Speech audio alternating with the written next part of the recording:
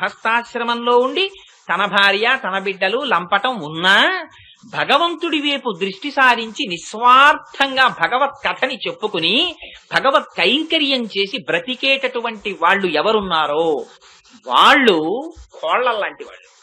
అందులో ఆ కోళ్లలో కూడా మహాపురుషులైనటువంటి కోళ్లున్నాయి. త్యాగరాజు గారు లేరండి, అన్నమాచార్యుల వారు లేరు, రామదాసు గారు లేరు. వీళ్ళందరూ గృహస్థాశ్రమంలో ఉన్నవాళ్ళే. వీళ్ళందరికీ భార్యాబిడ్డలు ఉన్నారు. కానీ ఎప్పుడు డబ్బు గురించి లంపటం లేదు వాళ్ళకి. అందుకని కోడి తగినట్టు తంగేశారు వజ్రవైఢూర్యాలను. ఎప్పుడు బియ్యపు గింజల మీద దృష్టి, తన కాళ్ల దగ్గర ఉన్న దాన్నే తాము వెతుక్కు తిన్నారు. అంటే బ్రహ్మాన్ని అక్కడే అనుభవించారు. త్యాగరాజు గారి జీవితం చాలదా?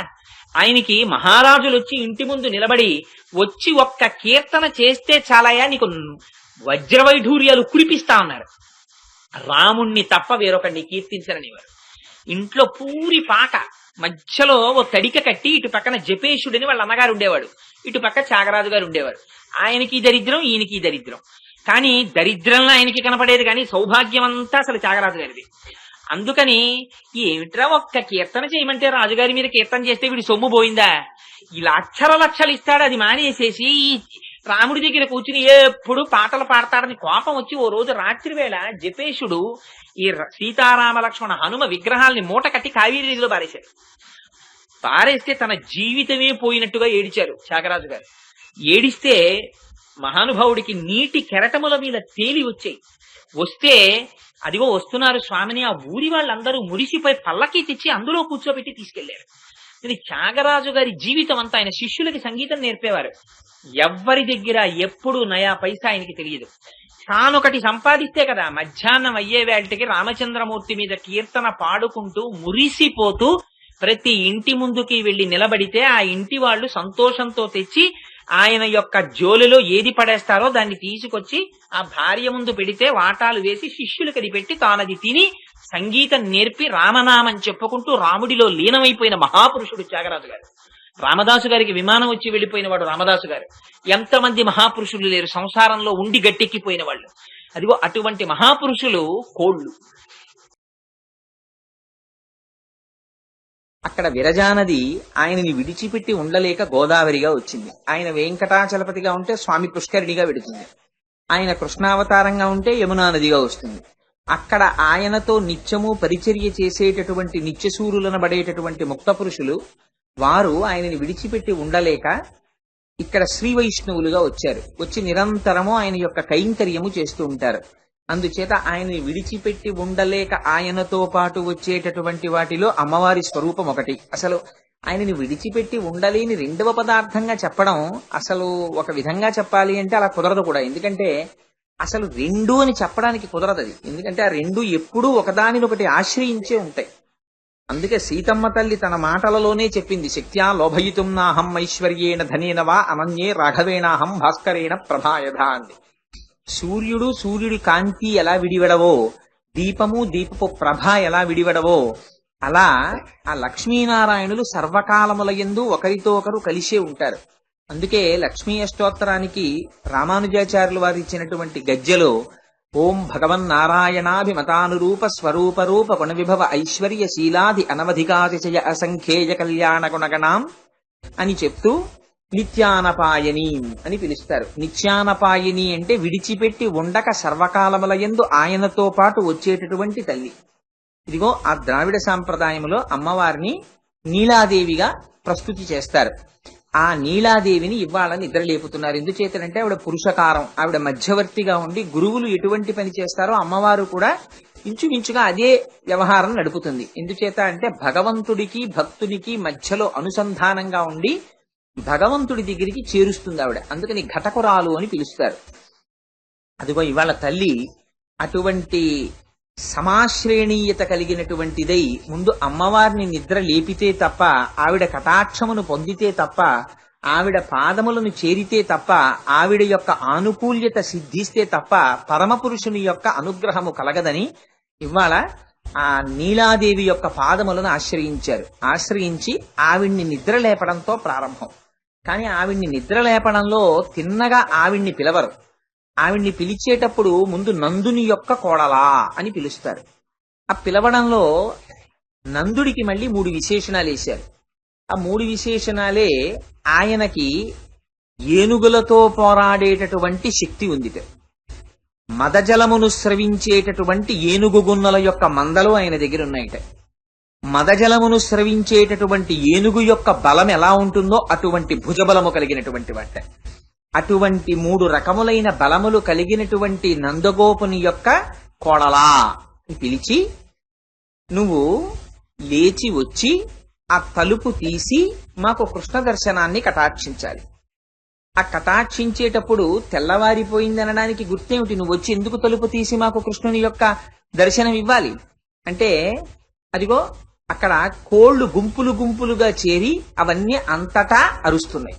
అది ఒక గుర్తు. రెండు, మాధవీలత పాకి అల్లుకున్నటువంటి పందిరి మీదకి వచ్చి కూర్చుని కోయిలలు కూస్తున్నాయి. అది ఒక గుర్తు.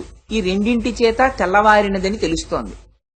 అత్యంత సుగంధము కలిగినటువంటి కేశపాశము కలిగినటువంటి ఓ నీలా, నువ్వు చేతిలో పూలబంతిని పట్టుకుని ఉన్నావు.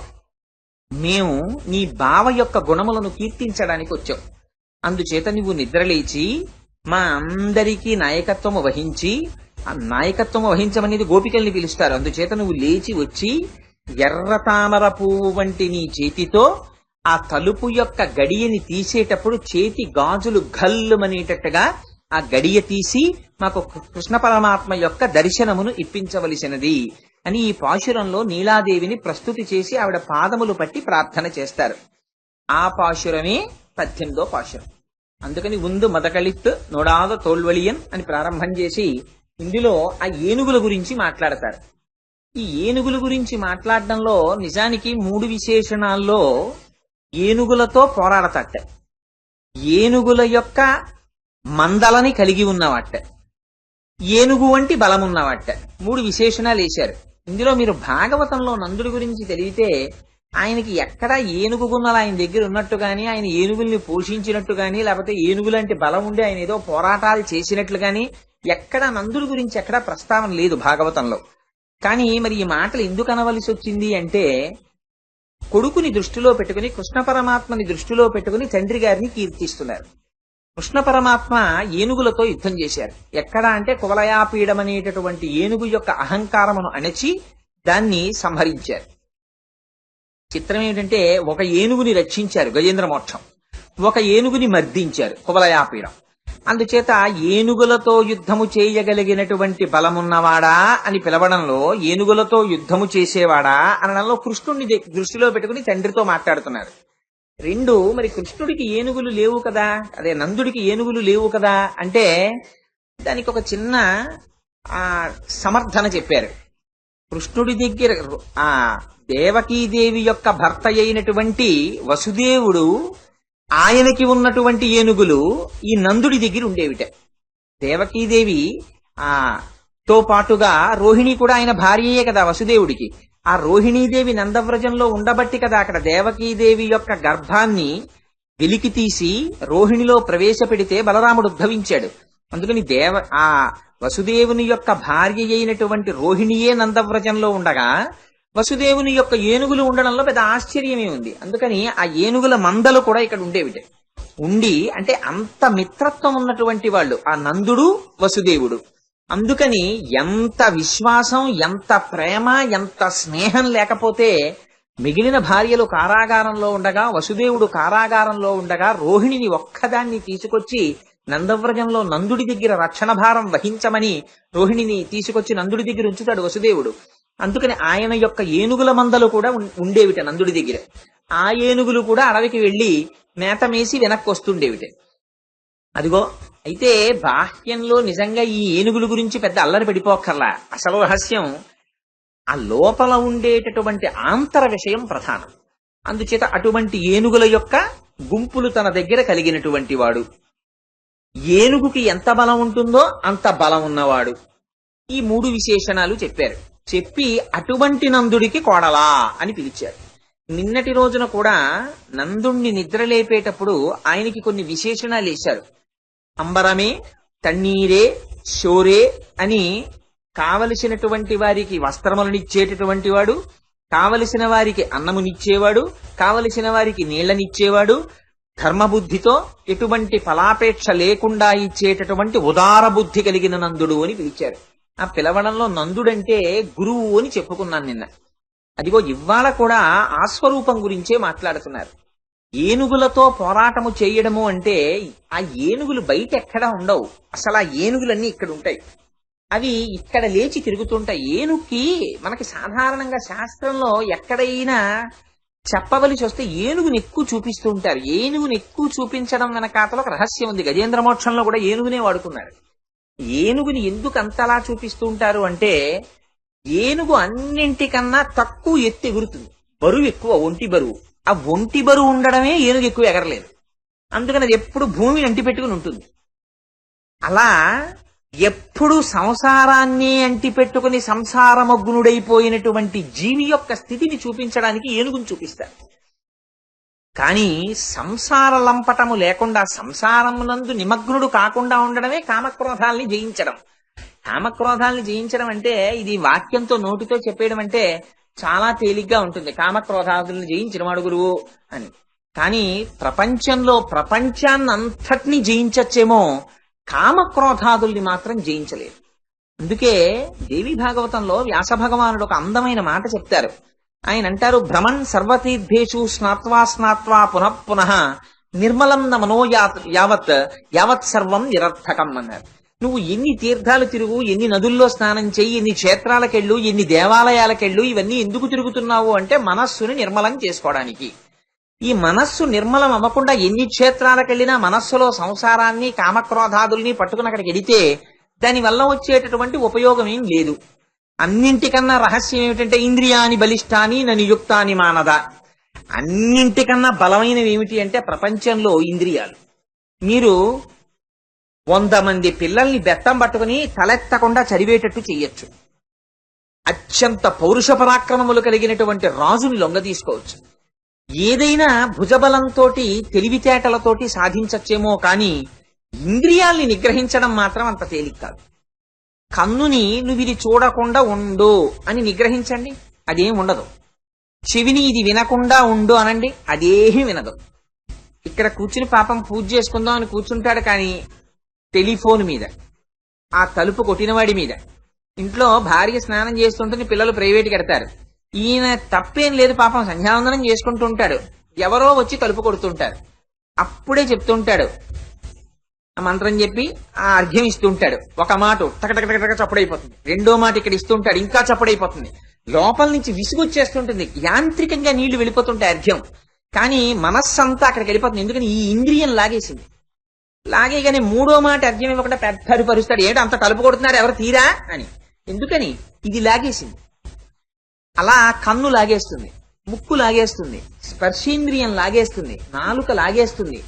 5 ఇంద్రియాల్ని నిగ్రహించడం అంటే అంత మాటలేం కాదు. ఒక్క ఇంద్రియ ప్రకోపానికే ఒక్కొక్క జాతి మరణిస్తుంది.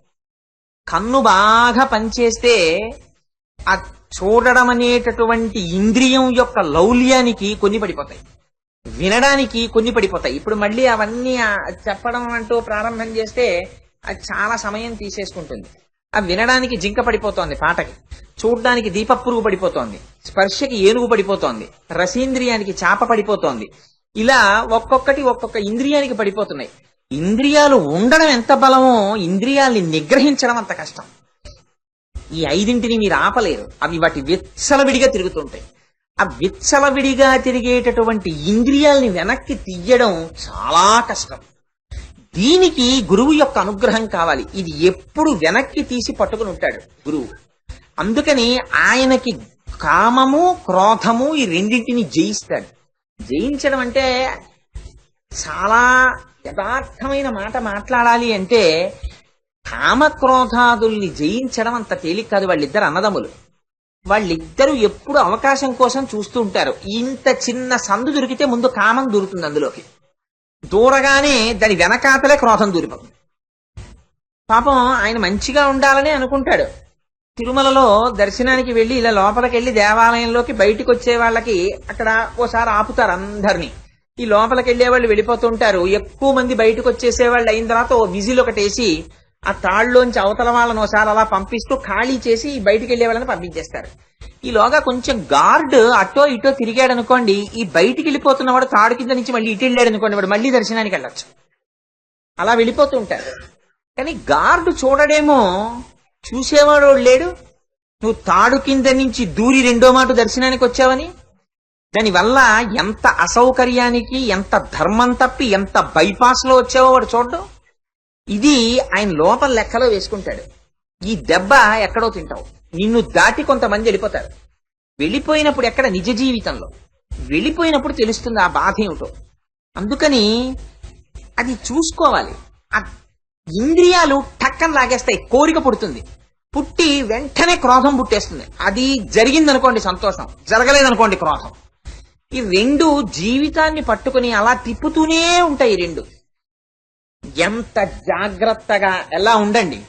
మీరు మాత్రం వాటి రెండింటిని ప్రతి క్షణం చెక్ చేయడం చాలా కష్టం. మనం ఇల్లు చెక్ చేస్తాం, ఊళ్ళో చెక్ చేస్తాం, ఇల్లు చెక్, బ్యాంక్ అకౌంట్లు చూసుకుంటూ ఉంటాం, పాలసీలు చూసుకుంటూ ఉంటాం, డైరీలు రాసుకుంటూ ఉంటాం, ఫోన్ నెంబర్లు, బ్లడ్ గ్రూప్, ఇన్ని చెక్ చేసుకుంటాడు. అసలు చెకింగ్ ఇక్కడ ఉండదు. ఇక్కడ ఓహో పుట్టేస్తుంటాయి కోరికలు, ఇవి తీర్చుకోవడానికి ప్రయత్నాలు, ఇవి తీరకపోతే డిసప్పాయింట్మెంట్. కానీ గురువులు ఏం చేస్తారంటే వాళ్ళకి మొట్టమొదట వాళ్ళు చూసేది కోరికని చెక్ చేస్తారు. ఇది చాలా కష్టం అండి. యాక్చువల్గా ఇది ఉపన్యాసం చెప్పినంత తేలిక కాదు యథార్థానికి. కోరిక ఎక్కడ పుట్టాలి, ఇక్కడ పుట్టాలి. ఇక్కడ పుట్టగానే దాన్ని వాచ్ చేస్తారు. ఎక్కడి నుంచి వచ్చింది ఈ కోరిక, ఎవరిస్తున్నారు నాకు ఈ డిక్టం, ఎవరు మాట్లాడుతున్నారు ఈ మాట, నేను ఈ కోరిక తీర్చుకోవచ్చా, ఎందుకు పుట్టింది ఈ కోరిక, ఇది తీర్చడం ఎంతవరకు సబబు, ఇది తీరిస్తే ఊరుకుంటావా, ఇంకెన్ని అడుగుతావు అని ఉదాసీనంగా ఉంటారు. ఇలా ఉండడం, ఇలా వాచ్ చేయడం చాలా కష్టం. ఇలా పుట్టగానే అలా లొంగిపోతాం మనందరం. కానీ అలా లొంగకుండా ఉంటాడు గురువు. ఎందుకంటే ఆయనకి జ్ఞానం ఉంది కనుక, ఆత్మస్థితిగతుడై ఉంటాడు కనుక. ఆ కామాన్ని గెలిస్తే క్రోధాన్ని గెలిచినట్టే. ఎందుకని అపాయింట్మెంట్ డిసప్పాయింట్మెంట్ ప్రాసెస్, అది తీరడం తీరకపోవడం, అందులోంచే క్రోధం పుడుతుంది. ఈ రెండింటినీ గురువు గెలుస్తాడు. అందుకే ఈ రెండింటినీ గెలిచి ఆత్మస్థితిగతుడై ఉంటాడు కనుకనే ఆయన నోరు విప్పి మాట్లాడక్కర్లేదు. ఆయన ఒక సంకల్పం చేశాడనుకోండి మనస్సులో, వీడు రక్షింపబడుగాక అని మనస్సులో అనుకున్నాడు అనుకోండి, ఆ సంకల్పం రక్షించేస్తుంది. అలా జరుగుతుందా అండి అని మనకు అనుమానం ఉంటుంది. అందుకే ఆ మాటలు అంత జాగ్రత్తగా వేశారు. ఏనుగు వంటి బలం గలవాడు. ఏనుగు దారి చేస్తుంది. ఏనుగుకున్న గొప్ప లక్షణం ఏంటంటే అది దారి చేస్తుంది. వానాకాలం వస్తే అనేక మొక్కలు, పాదులు, తీగలు పుట్టేస్తాయి. పుట్టేసి అల్లుకుపోతాయి అరణ్యంలో. అల్లుకుపోతే ఇతర జంతువులు వెళ్ళడానికి త్రోవ ఉండదు. ముందు ఏనుగు నడుస్తుంది, నడిస్తే త్రోవ వస్తుంది, వెనకాతల చిన్న జంతువులన్నీ వెడతాయి. ఆ ఏనుగంత తన నడక చేత దారి చేసేయగలదు. గురువు అంతే, నిర్లక్ష్యంగా అడ్డొచ్చేటటువంటి విషయ ప్రపంచాన్ని తోసేసి నడిచెళ్ళిపోతాడు. ఆయన మార్గంలో వెళ్ళిపోతే చాలు, మనం కూడా సంసారం అనేటటువంటి అరణ్యంలో ప్రవర్తించడానికి దారి దొరుకుతుంది. ఆయన ఒక సంకల్పం చేస్తాడు, అది రక్షించేస్తుంది. అందుకే భుజబలమున్నవాడు యుద్ధము చేసేటటువంటి వాడు. రెండు చేస్తాడు. ఏమిటి ఆయన భుజబలం అంటే, ఆయన ఇక్కడ కూర్చుని సంకల్పం చేస్తాడు. ఆయన చాలా బలవంతుడని మీకు తెలుసు. ఆయన కూర్చున్నాడు, ఏమంటే ఆయన ఆ పని చెప్పారండి అంటాడు. ఆ పని చెప్పారండి, ఆ పని జరగాలని ఆయన సంకల్పం చేశాడు. ఆ చెప్పిన పని చేయకపోతే ఆయన భుజాల్లో ఉన్న బలం తెలుసు, అందున పని జరుగుతుంది. వాడితో గొడవ ఎందుకు రావాడు, చాలా విపరీతమైన బలం ఉన్నవాడు, కాదంటే కొడతాడు.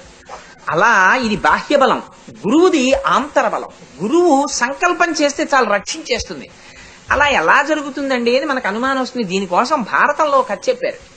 ఎంత చిత్రమైన విషయం చెప్పారంటే, పూర్వకాలంలో పైలుడు అని ఒక ఆయన ఉండేవారు. ఆయనకు ఆశ్రమం ఉండేది. ఆయన మంచి గురువు. ఆ రోజుల్లో శిష్యుల్ని పోషించడం, చదువు చెప్పించడం తల్లిదండ్రుల బాధ్యత కాదు, రాజులు పోషించేవారు. పిల్లలు వెళ్లి ఆశ్రమంలో ఉండి గురువుకి శుశ్రూష చేసి నేర్చుకోవాలి. భగవంతుడికి సేవ ఎంత గొప్పదో అంతకన్నా గురువు యొక్క శుశ్రూష గొప్పది యథార్థానికి. అందుకని గురువుకి శుశ్రూష చేసి నేర్చుకునేవారు. నేర్చుకుంటే ఆయన దగ్గరికి వచ్చినటువంటి ఒక శిష్యుడికి, ఆయన ఉదంకుడు అని శిష్యుడు వచ్చాడు. ఆయనకి అన్ని విద్యలు నేర్పారు. ఆయన బయలుదేరి వెళ్ళిపోతున్నాడు నేర్చుకుని. వెళ్ళిపోతూ గురువుగారు మీకు ఏదైనా దక్షిణ ఇస్తానన్నాడు. అంటే నాకేమి ఇస్తావురా నాయన, నాకేం అక్కర్లేదు, నువ్వు బయలుదేరన్నాడు. గురువుకి ఏం కావాలి? అందుకని నాకు కావాలంటే కోరుకుంటే కామం ఉన్నట్టేగా, అందుకని నాకేమి ఇస్తావు, నాకేం అక్కర్లేదు అన్నాడు. అలా కాదు, ఏదో ఒకటి ఇవ్వాలనుకుంటున్నాను అన్నాడు. ఏదో ఒకటి ఇవ్వాలనుకుంటే లోపల మీ అమ్మగారు ఉంది గురుపత్ని, ఆవిడనడుగు, ఆవిడికి ఏమైనా కావాలంటే పోనీ ఆవిడనడుగు, ఆవిడికి తెచ్చిపెట్టన్నారు. అంటే గురుపత్నిని వెళ్ళి అడిగారు. అడిగితే ఆవిడంది, నేను 3 రోజులలో ఒక వ్రతం చేస్తున్నానయ్యా, ఆ వ్రతం చేసేటప్పుడు పౌష్యుడనే రాజు ఉన్నాడు, ఆ రాజుగారు నీ గురువు గారి దగ్గర చదువుకుని వెళ్ళాడు, ఆయన భార్యని చెవులకు పెట్టుకునేటటువంటి కుండలములు అత్యంత శక్తివంతములు, నాకు ఆ కుండలములు తెచ్చిపెట్టు, 3 రోజుల్లో ఆ కుండలములు తెస్తే అవి పెట్టుకుని నేను వ్రతం చేసుకోవాలనుకుంటున్నాను అంది. గురువుగారి దగ్గరికి వచ్చి నమస్కారం చేశాడు. అదిగో పౌష్యుని యొక్క భార్య కుండలములు తేవడానికి ఎడుతున్నానన్నాడు. అంటే గురువుగారు అన్నారు, తప్పకుండా విజయోస్తూ వెళ్ళిరా అన్నారు. బయలుదేరాడు. సగం దూరం వెళ్ళేటప్పటికీ ఓ ఎద్దు మీద ఎక్కి వస్తున్నాడు ఒక ఆయన. ఆయన గోమయం చూపించాడంటే ఆవు పేడ చూపించి ఇది తినన్నాడు. ఈ ఉదంకుడు అన్నాడు, ఎడా ఆవు పేడ తినడం ఏంటి, నాకు అక్కర్లేదన్నాడు. అంటే ఆయన అన్నాడు, ఇది మీ గురువు తిన్నాడు తెలుసా అన్నారు. మా గురువు గారు తిన్నారా అని వెంటనే తినేశాడు. అంతే, ఇంకో మాట మాట్లాడలేదు ఉదంకుడు. వెళ్ళిపోయాడు. వెళ్ళిపోయి గురువుగారి ఆ రాజుగారి ఇంటికి వెళ్ళాడు. రాజు బ్రహ్మచారి వచ్చాడని ఎదురెళ్ళి తీసుకొచ్చాడు. తీసుకొచ్చి ఏం కావాలన్నాడు. నీ భార్య కుండలములు కావాలన్నాడు. లోపల ఉంది, నా భార్యని వెళ్ళి అడిగి తీసుకో అన్నాడు. లోపలికి వెళ్ళాడు. వెడితే ఆయన భార్య కనపడలేదు. బయటికి వచ్చి, మహారాజా బ్రహ్మచారులతో పరాచకం ఆడుతున్నావు, నీ భార్య అంతఃపురంలో లేదన్నాడు. నేను ఈ మాట అంటే నువ్వు బాధపడతావు, నీకు శౌచం లేదు, అందుకే నా భార్య నీకు కనపడలేదన్నాడు. అదే, నాకు శౌచం లేకపోవడం ఏమిటన్నాడు. నా భార్యకు ఆ శక్తి ఉంది, శౌచం లేని వాడికి నా భార్య కనపడదు. నువ్వు బ్రహ్మచారివని లోపలికి పంపించాను అంతఃపురంలోకి, నువ్వు శౌచం తప్పిన బ్రహ్మచారి, అందుకే నీకు కనపడలేదు. నేను ఏం పొరపాటు చేశానని ఆలోచించాడు. మూత్ర విసర్జన చేసిన తరువాత రహదారి నుంచి వస్తూ కాళ్ళు చేతులు ముఖం కడుక్కోకుండా ఆచమనం చేశాను. ఆ అశౌచ దోషం నన్ను పట్టుకుంది, అందుకే నాకు కనపడలేదనుకున్నాడు. వెంటనే వెళ్లి కాళ్ళు చేతులు ముఖం, ధర్మం ఎంత జాగ్రత్తగా మాట్లాడతారో పెద్దలు. ఈ కాళ్ళు చేతులు ముఖం కడుక్కుని అప్పుడు ఆచమనం చేసి మళ్ళీ వచ్చాడు. కనపడింది ఆవిడ. కనపడితే దేనికి ఏం కావాలని అడిగింది. గురుపత్నికి ఇవి కావాలి, నీ కుండలములు కావాలి, తప్పకుండా తీసుకెళ్ళు అని వెంటనే ఆ కుండలాలు పట్టుకొచ్చి ఆవిడ ఇచ్చి, కానీ జాగ్రత్త, తక్షకుడు వీటిని పట్టుకుపోవాలని ఎప్పటి నుంచో చూస్తున్నాడు, జాగ్రత్తగా పట్టుకెళ్ళాడు. సరే పట్టుకెడుతున్నాడు. సాయంకాలం అయింది, సంధ్యావందనం మానకూడదు. అందుకు నా కుండలాలు తీసుకెళ్లి గట్టు మీద పెట్టి సంధ్యావందనం చేస్తున్నాడు. చేసుకుంటుంటే ఆ వెనకాతలే ఒక ముసలి ఆ యాచకుని రూపంలో వస్తున్నాడు తక్షకుడు. ఈ కుండలములు ఎప్పుడైతే అక్కడ పెట్టాడో పట్టుకు పరిగెత్తాడు. పరిగెత్తగానే ఈయన సంధ్యావందనం చేసి వెనక్కి తిరిగాడు. ఈ ముసలాయనేమో ఈ పట్టుకు పారిపోతున్నాడు. ఆగు ఆగు అని ఈయన పరిగెత్తాడు. పరిగెడితే ఆయన ఒక పాము రూపాన్ని పొంది కలుగులోకి పారిపోయాడు. ఓహో, తక్షకుడు ఎత్తుకుపోయాడనమాట అని తెలుసుకున్నాడు. 3 రోజుల్లో గురుపత్నికి కుండలాలు తెస్తానన్నాను. అక్కర్లేదు మహాప్రభో అన్నవాడి దగ్గరికి వెళ్ళి ఇస్తానని వెంటబడితే ఇలాగే ఉంటాయి. గుణపాలు పెట్టి తవ్వి పుట్టలోకి వెళ్ళాడు. పుట్టలోకి వెడుతుంటే ఇంద్రుడు వచ్చి, ఇలా పుట్టెన్నాళ్ళు తవ్వుతావురా అని వజ్రం పెట్టి దాన్ని పెద్దది చేశాడు. అందులోంచి పరిగెడుతూ నాగలోకాన్ని చేరాడు. అక్కడికి వెళ్ళేటప్పటికీ ఓ 2 ఆడవాళ్లు కూర్చుని నల్లదారాలతోటి తెల్లదారాలతోటి వస్త్రం నేస్తున్నారు. ఇంకో 6 కూర్చుని చక్రం తిప్పుతున్నారు. దానికి ఓ 12 ఆకులు ఉన్నాయి. ఆ చక్రానికి ఆకులంటే ఆ మధ్యలో ఉండే చెక్కలు తిప్పుతున్నారు. అటు ఇటు చూస్తున్నాడు. ఎక్కడికి పారిపోయాడు తక్షకుడని చూస్తుంటే ఓ గుర్రం మీద ఒక మహాపురుషుడు ఒక ఆయన వచ్చాడు. ఎవరు కావాలని అడిగాడు. అన్నాడు, నేను ఈ నాగలోకం అంతా ఆక్రమించాలన్నాడు. అయితే గుర్రం చెవులో ఊదన్నాడు. ఊదాడు. అగ్నిహోత్రం పుట్టింది, అంతా వ్యాపించింది. తక్షకుడు పరిగెత్తుకొచ్చాడు. అమ్మో, అగ్నిహోత్రం పుట్టించావురా, నేను తట్టుకోలేకపోతున్నాను, నువ్వు కుండలాల కోసమే కదా నా వెంట పడ్డావు, ఇగో తీసేసుకో బాబోయ్ అగ్నిహోత్రం అన్నాడు. వెనక్కి ఈమన్నాడు. మళ్ళీ ఆ గుర్రం చెవులోంచి అగ్నిహోత్రం లోపలికి వెళ్ళిపోయింది. వెళ్ళిపోయిన తరువాత కంగారు పడ్డాడు. 2వ రోజు రాత్రి గడిచిపోతాం. ఎప్పటికెడతాడు తన గురువు ఆశ్రమానికి. బెంగబెట్టుకు నించున్నాడు. ఆ మహాపురుషుడు అడిగాడు, ఏం అలా చూస్తున్నావు అన్నాడు. తెల్లవారేటప్పటికి మా ఆశ్రమానికి వెళ్ళాలి, ఎలా వెడతానన్నాడు. ఈ గుర్రం ఎక్కి సంకల్పం చెయ్యన్నాడు. ఆ గుర్రం ఎక్కి సంకల్పం చేశాడు. ఆశ్రమంలో ఉన్నాడు. బ్రాహ్మీ ముహూర్తం అవుతోంది. గురువు గారి భార్య అభ్యంగన స్నానం చేసి వ్రతానికి పీటల మీదకి వస్తోంది. గభాలన పట్టుకెళ్లి ఆవిడ చేతుల్లో పెట్టి సాష్టాంగ నమస్కారం చేశాడు. చేస్తే ఇంద్రుడు ప్రత్యక్షమై గురువుగారు కనపడి, ఎరా నాయనా తీసుకొచ్చావా అని ఏమీ తెలియని వారిలా గురువుగారు మాట్లాడారు. అప్పుడు ఇంద్రుడు ప్రత్యక్షమై చెప్పాడు, నువ్వు బయలుదేరేటప్పుడు పిచ్చివాడా 3 రోజులలో అటువంటి రాణి దగ్గర కుండలాలు తేగలవా, నీకా శక్తి ఉందా? నువ్వు తేలేవు. కానీ గురువుకు చేసిన శుశ్రూషకి, గురువుకి ఏదో ఒకటి ఇవ్వాలన్న నీ తాపత్రయాన్ని చూసి నీకు శుభం కలగాలని నీ గురువు సంకల్పం చేశాడంతే. ఆ సంకల్పం నిన్ను కాపాడింది. కానీ నీకు గురువు పట్ల అటువంటి నిబద్ధత ఉందా లేదా చూడాలనుకున్నాను. అందుకని వృషభాన్ని ఎక్కొచ్చాను. ఈ పేడ తిను నీ గురువు తిన్నాడన్నాను. మా గురువు తింటే నేను తింటానన్నా అంతే, మా గురువు పేడ తింటే నమ్మలేదు. అది అమృతం. అమృతం అంటే ఈ శరీరాన్ని నుంచేది కాదు, ఆత్మ నుంచేది. అమృతాన్ని గురువు తిన్నాడంటే అమృతత్వం ఆయనకి తెలుసు. అది నువ్వు మరి గౌరవం ఎందుకని ఏమిటో ఇన్ని చెప్తాడు గాని ఆవిడ చీపురు పుల్ల కింద తీసి పారేస్తుంది. ఇంటికి వెడితే ఇలా ఉంటాడు. ఏమిటో పాపం ఆయన అదృష్టం అంటాడు. అందుకని ఆయన గౌరవాన్ని అనుక్షణం నిలబెట్టేది, ఆయనకు ఒక పరిపూర్ణతనిచ్చేది నిజానికి స్త్రీ. అందుకని ఇవాళ ఆ నందుని కోడలా అని పిలిచారు. పిలిచి, అమ్మా నువ్వు నిద్రలే, నువ్వు నిద్ర లేవడంలో ఎలా నిద్ర లేవాలి, నీకు సహజమైనటువంటి సుగంధము కలిగినటువంటి దీర్ఘమైన కేశపాసము కలదానా అని పిలిచారు. మామగారి కోడలిగా ఆవిడ యొక్క గొప్పతనాన్ని చూపించారు. ఇప్పుడు ఆ మామగారి కొడుకుకి భార్యగా చూపిస్తున్నారు అందాన్ని. అసలు మహాభారతం దీని గురించి చాలా అందంగా మాట్లాడింది. ద్రౌపది దగ్గరికి వెళ్ళి సత్యభామ అడిగింది ఓ రోజున, నీకు 5 భర్తలు కదా, 5 భర్తలు ఎప్పుడు నీకు వశవర్తులై ఉంటారు, ఒక్కళ్ళు నిన్ను చిన్న చేసి మాట్లాడరు, ఆ రహస్యం ఏమిటో నాకు చెప్తూ, ఎందుకంటే నీకు 5 భర్తలు, నాకు వచ్చిన సమస్య ఏమిటంటే 16,000 మంది గోపికలు మా ఆయనకి. 5 భర్తల్ని నువ్వెలా వశం చేసుకున్నావో చెప్తే 16,000 మంది గోపికలు ఉన్నవాడిని నేను అలా వశం చేసుకుంటాను. ఆ రహస్యం ఏమిటో చెప్తూ అని అడిగింది. అడిగితే ద్రౌపదీదేవి ఆ రోజున ఎన్ని రహస్యాలో చెప్పింది సత్యభామకి. ఏమిటో తెలుసా అండి, మా ఆయన వచ్చి ఎప్పుడైనా ఇది చెయ్యి అంటే అలాగే చేసేస్తాను అని 15 గంట పోయిన తర్వాత ఒకవేళ అలా చేయకుండా ఉండడం మంచిది అనిపిస్తే, ఏమంటే మీరు చెప్పినట్టు చేసేస్తాను కానీ ఒక్కసారి ఆలోచించండి ఇలా చేస్తే అంటాను తప్ప మీ బుద్ధి ఎప్పుడంటే ఇలాగే చెప్తుంటారు మీరు అని అనను నేను. అందుకని నాకు చెప్పడంలో పంచుకుంటారు. ఇది చాలా అవసరం. భార్యాభర్తలు ఇద్దరు 2 చక్రాలు.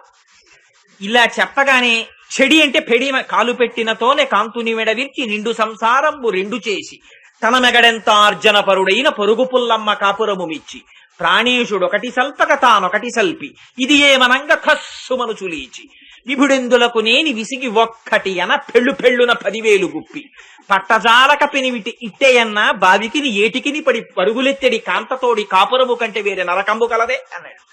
అందుకని వాళ్ళిద్దరి మధ్య ఉండవలసినటువంటి అవగాహన అటువంటిది.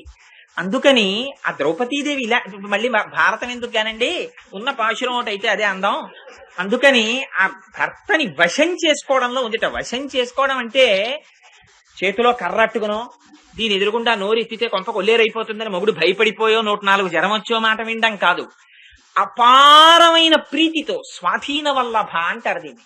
ఇది ఆవిడ కేశపాసం చూపిస్తుంది. దీనికి సహజ సుగంధం ఉంది. అంటే వ్యామోహం భర్త పట్ల. ఆవిడ భర్తకి నిత్యము అనుసరణీయ, ఆయన్ని విడిచిపెట్టి ఉండదు. ఆయన ఏం చేసినా ఆయన వెనకాతలే ఉంటుంది, ఇంకేం అక్కర్లేదు. ఎప్పుడు ఆవిడతోటే. ఓసారి శ్రీభాష్యం అపలాచార్య స్వామి వారు సభలో కూర్చున్నారు. కూర్చుంటే ఆయన పక్కన ఒక పండితుడు కూర్చున్నాడు. కూర్చుని లక్ష్మీదేవి గురించి ఓ మాట చెప్పాడు.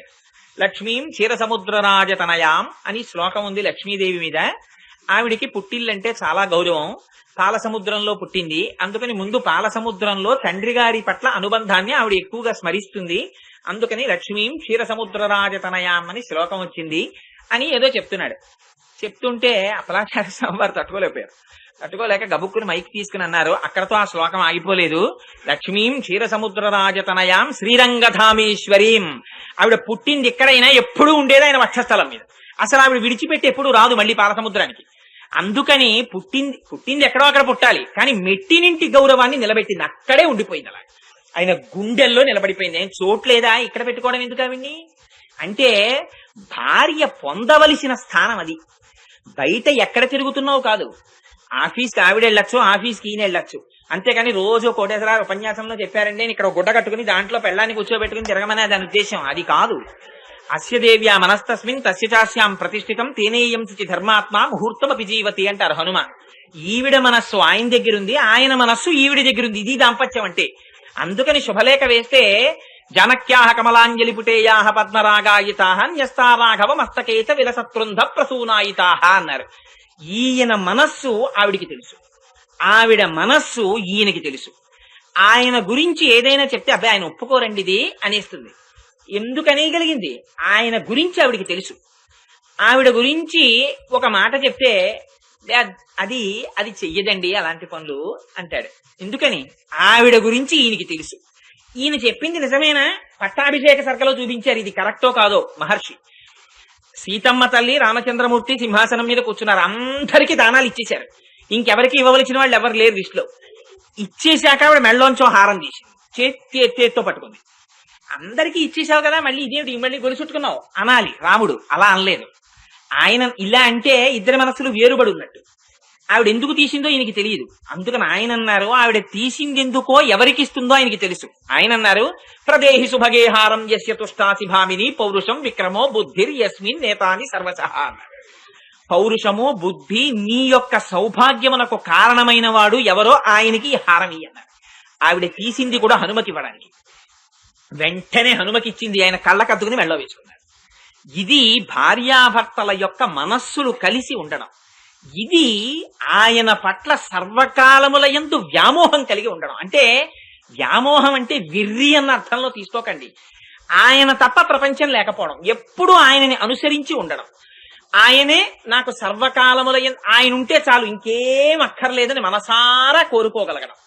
ఎప్పుడు ఆయన మాట నిలబడాలి, ఆయన మాట గౌరవంగా ఉండాలి, ఆయన గౌరవింపబడాలి, ఆయన ఉన్నతిని పొందాలి అని మనస్సులో సంకల్పాన్ని చెంది తన భావనలన్నీ ఆయనని అనువర్తించి ఉండడం.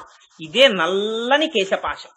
ఆయన పట్ల వ్యామోహము, ఆ వ్యామోహములో అత్యంత మంగళత్వముతో కూడినటువంటి భక్తి. ఇవి రెండు సహజమైనటువంటి సుగంధంట. ఇది నూనె రాసుకుంటే రాలేదు ఈ వాసన. ఏ క్యాస్ట్రాయిలో లేకపోతే ఫలానా కంపెనీ వారి నూనె రాసుకుంటే వచ్చిన వాసన కాదు. అది సహజంగా ఉంది ఆ వాసన ఆవిడ కేశపాశానికి.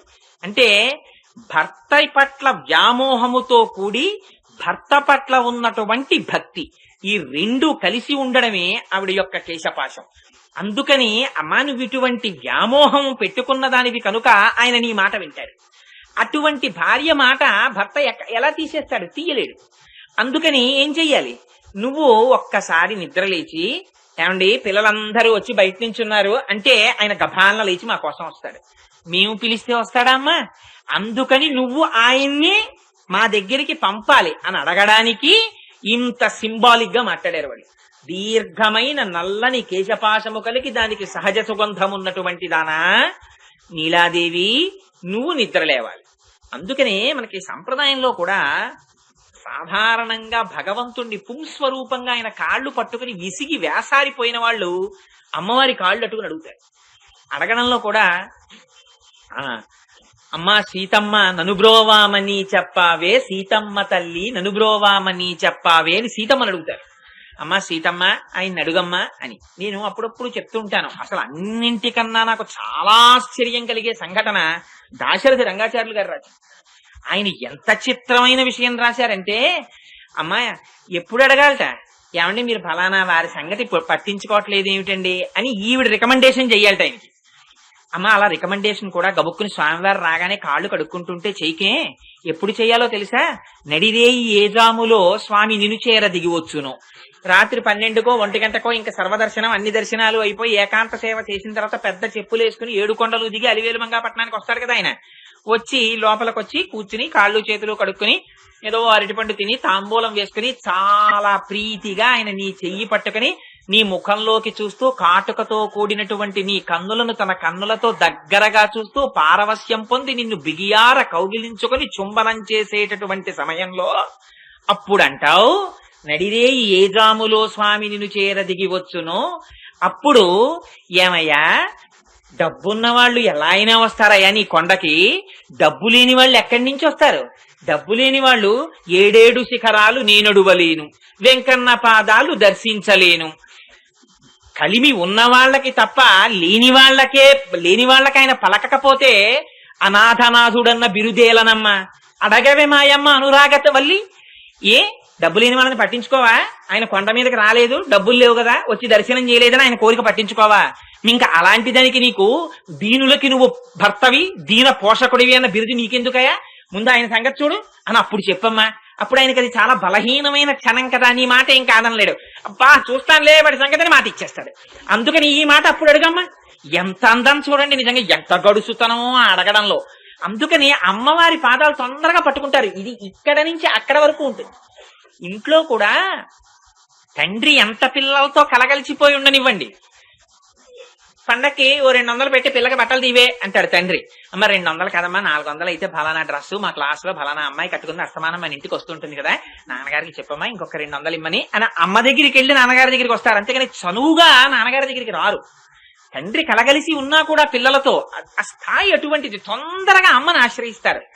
అమ్మ ఎన్ని తిట్టనివ్వండి, పిల్లల్ని పట్టుకుని అరగంట సేపు తిడుతుంది. 8 నుంచి 8:30 వరకు తల్లి తిట్టేశాక 8:35కి వీడొచ్చి అమ్మ ఆకలేస్తుంది అనబెడతామంటాడు. ఆ అనుబంధం తల్లి బిడ్డల మధ్య లేకపోతే అసలు సృష్టి లేదు. అందుకే ఆ లక్ష్మీనారాయణుల దగ్గర కూడా అంతే సంబంధం. అందుకని అమ్మ దగ్గర వాళ్ళు తొందరగా అమ్మ కాళ్ళట్టుకుని, అమ్మ అందుకని నీకు అటువంటి కేశపాశం ఉంది కదమ్మా, నీకు స్వామి నీ వ్యామోహానికి నీ భక్తికి లొంగిపోయిన వాడు కదమ్మా, నువ్వొక్క మాట చెప్తే బయటికి వచ్చి మాకు దర్శనం ఇస్తాడు కదమ్మా, అందుకని ఒక్కసారి మాకు దర్శనం ఇవ్వనమ్మా, తెల్లవారిపోతోందమ్మా. తెల్లవారిపోతోందనడానికి గుర్తేమిటి? అదిగోనమ్మా ఎక్కడ చూసినా కోళ్లు అరుస్తున్నాయమ్మా అన్నారు. కోళ్లు అరవడం నీలాదేవికి గుర్తుగా చెప్పడమా వెళ్ళి అంటే? బాహ్యమునందు కూడా నిజంగా కోడికి కాలజ్ఞానాన్ని పరమేశ్వరుడు ఎలా ఇచ్చాడో చాలా ఆశ్చర్యంగా ఉంటుంది. అది బ్రాహ్మీ ముహూర్తం రాగానే అది అరుస్తుంది. అరిచి కొకరో కో అని అరిచి అందరినీ లేవండి లేవండి లేవండి అని నిద్ర లేపుతున్నట్టే ఉంటుంది. ఇలాంటి చోట్ల కాదు, కానీ పల్లెల్లో ఆ వాతావరణం బాగా కనబడుతుంది. తెల్లవారగానే కోళ్ల అరుపులు, ఎక్కడ చూసినా ఆవుల అంబారావాలు. ఇది కూడా బహుశా నందవ్రజం అయిందో ఏమిటో, ఇవాళ ఎక్కడ చూసినా ఈ ఆవుల అరుపులే వినపడుతున్నాయి. అందుకని అదిగో ఆ కోళ్లు అరుస్తున్నాయి అంటుంది. ఆ కోళ్లు అరవడం అంటే భగవానుడు ఆయన తొందరగా ప్రీతి చెందుతాడు. చెప్పేవాడికి ఎంత సత్తా ఉందని చూడ్డు. వాడికి ఏమి రాకపోయినా వీళ్ళందరూ ఇంత ప్రీతిగా వింటున్నారు రానా స్వరూపాలతో వచ్చి ఆయన అరుస్తున్నాడో ఏమిటో. అందుకని అసలు విశేషం ఏమిటంటే భగవంతుడు గురించి చెప్తున్న చోటికి భగవంతుడు వచ్చినా అది ప్రతిబంధకంగా కనపడుతుంది. బా ఉండవయ్యా నీ గురించి వినడమే బాగుంది నిన్ను చూడడం కన్నా అంటారు. అందుకని దీన్ని నామానికి ఉన్న శక్తిని చాలా గమ్మత్తుగా చెప్పారండి. ఆధ్యాత్మ రామాయణంలో ఒక చోట చెప్పారు, రాళ్లు పోసి సముద్రానికి సేతువు కడుతున్నారు. కడుతుంటే రామనామం రాస్తున్నారు, రాళ్లు విసురుతున్నారు, తేలుతున్నాయి. రాముడు చూశాట, ఏమిటి నా నామానికి ఇంత శక్తి ఉందా, ఒక్కసారి అసలు నేను కూడా నా నామానికే ఇంత శక్తి ఉంటే ఇంకా నేను రాయి ముట్టుకుని నేనే రాసి వేస్తే ఏమవుతుందో చూద్దాం అనుకున్నట్ట. కొంప తీసరి మునిగిపోతే వీళ్ళందరూ ఏమిటో ఈ నామం రాస్తే తేలే, ఈయన రాస్తే మునిగిపోయిందని పెద్ద అనుమానంలోకి వస్తారేమో. సంశయాత్మ వినశ్యతి, వాళ్ళు పాడవుతారు కార్యం పాడవుతుందని కొంచెం దూరంగా వెళ్ళి ఎవరూ చూడకుండా ప్రయత్నిద్దామని పాపం ఆ ఒడ్డును నడుచుకుంటూ కాస్త అందరికీ కనపడకుండా దూరంగా వెళ్ళి ఓ రాయి తీసి రామా అని రాశాట. రాసి ఆ సముద్రంలో రాయి బారేశాడు. అది బుడుక్కుని మునిగిపోయింది.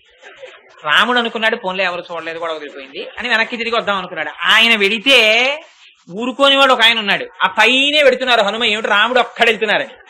ఆయన చూసి వెంటనే ఓ పెద్ద కేకేశారు, రామా నీకన్నా నీ నామం గొప్పదన్నారు.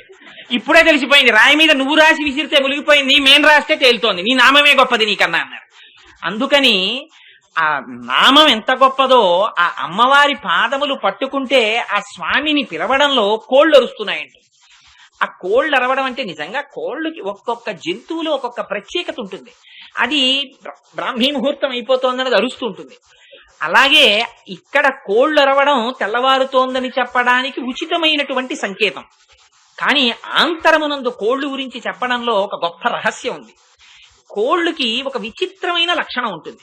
మిగిలినటువంటి వాటికన్నా ఇది కోడిలో ప్రస్ఫుటంగా కనపడుతుంది. కోడి చూడండి ఇంతంత పిల్లలు ఉంటాయి, దానికి ఎవరూ చెప్పలేదు ఇది నీ గుడ్డే, ఈ గుడ్డు మీద ఎక్కి ఇలా రెక్కలు పెట్టుకో పడుకో, నీ ఒంట్లో వేడి గుడ్డులోకి ఎడుతుంది, ఆ గుడ్డులోంచి ఓ పిల్ల వస్తుంది, ఆ పిల్ల నీ పిల్ల అని మనం ఏం చెప్పాము ఆ కోడిని కూర్చోబెట్టి. చెప్పకపోయినా గుడ్డు పెట్టగానే అక్కడ ఉంటే ఆ గుడ్డు మీదకెక్కి పొదుగుతుంది. ఎంత ఆర్తో చూడండి, తనలోని వేడిని గుడ్డులోకి పంపిస్తుంది. అమ్మ వేడి గుడ్డులో ఉన్న పిండం గ్రహిస్తుంది, గ్రహించి ఆ వేడిలోంచి ఊపిరి చూసుకుంటుంది కోడిపిల్ల. ఇదంతా సంసారం ఇక్కడెట్టుకుని మనం పెంచట్లా. రాయి దగ్గర మొదలు మనిషి జన్మ, రాతి దగ్గర మొదలు పెట్టి జీవితం మారి మారి మారి మారి మారి మారి మారి మారి చిట్ట చివరికి పక్షిగా వస్తాడు మనుష్య జన్మకి దగ్గర పడిపోతుంటే. అందుకే పక్షి దగ్గర నుంచి సంసారం మొదలు. పక్షి కూడా అందుకే పిల్లల్ని గూట్లో పెట్టి అలా వెళ్లి ఆహారం తెచ్చి పెంచి ఇల్లు కట్టి వానలో ఎగరకుండా ఇన్ని చూస్తుంది. తర్వాత జంతువు కలివిడిగా ఇంట్లోకి కూడా వస్తుంది. తర్వాత మనిషి సంసారం బాగా తలకెక్కి దగ్గరికి వస్తూ ఉంటాడు. అందుకని ఈ కోడి గుడ్లని పొదుగుతుంది, పిల్లల్ని చేస్తుంది.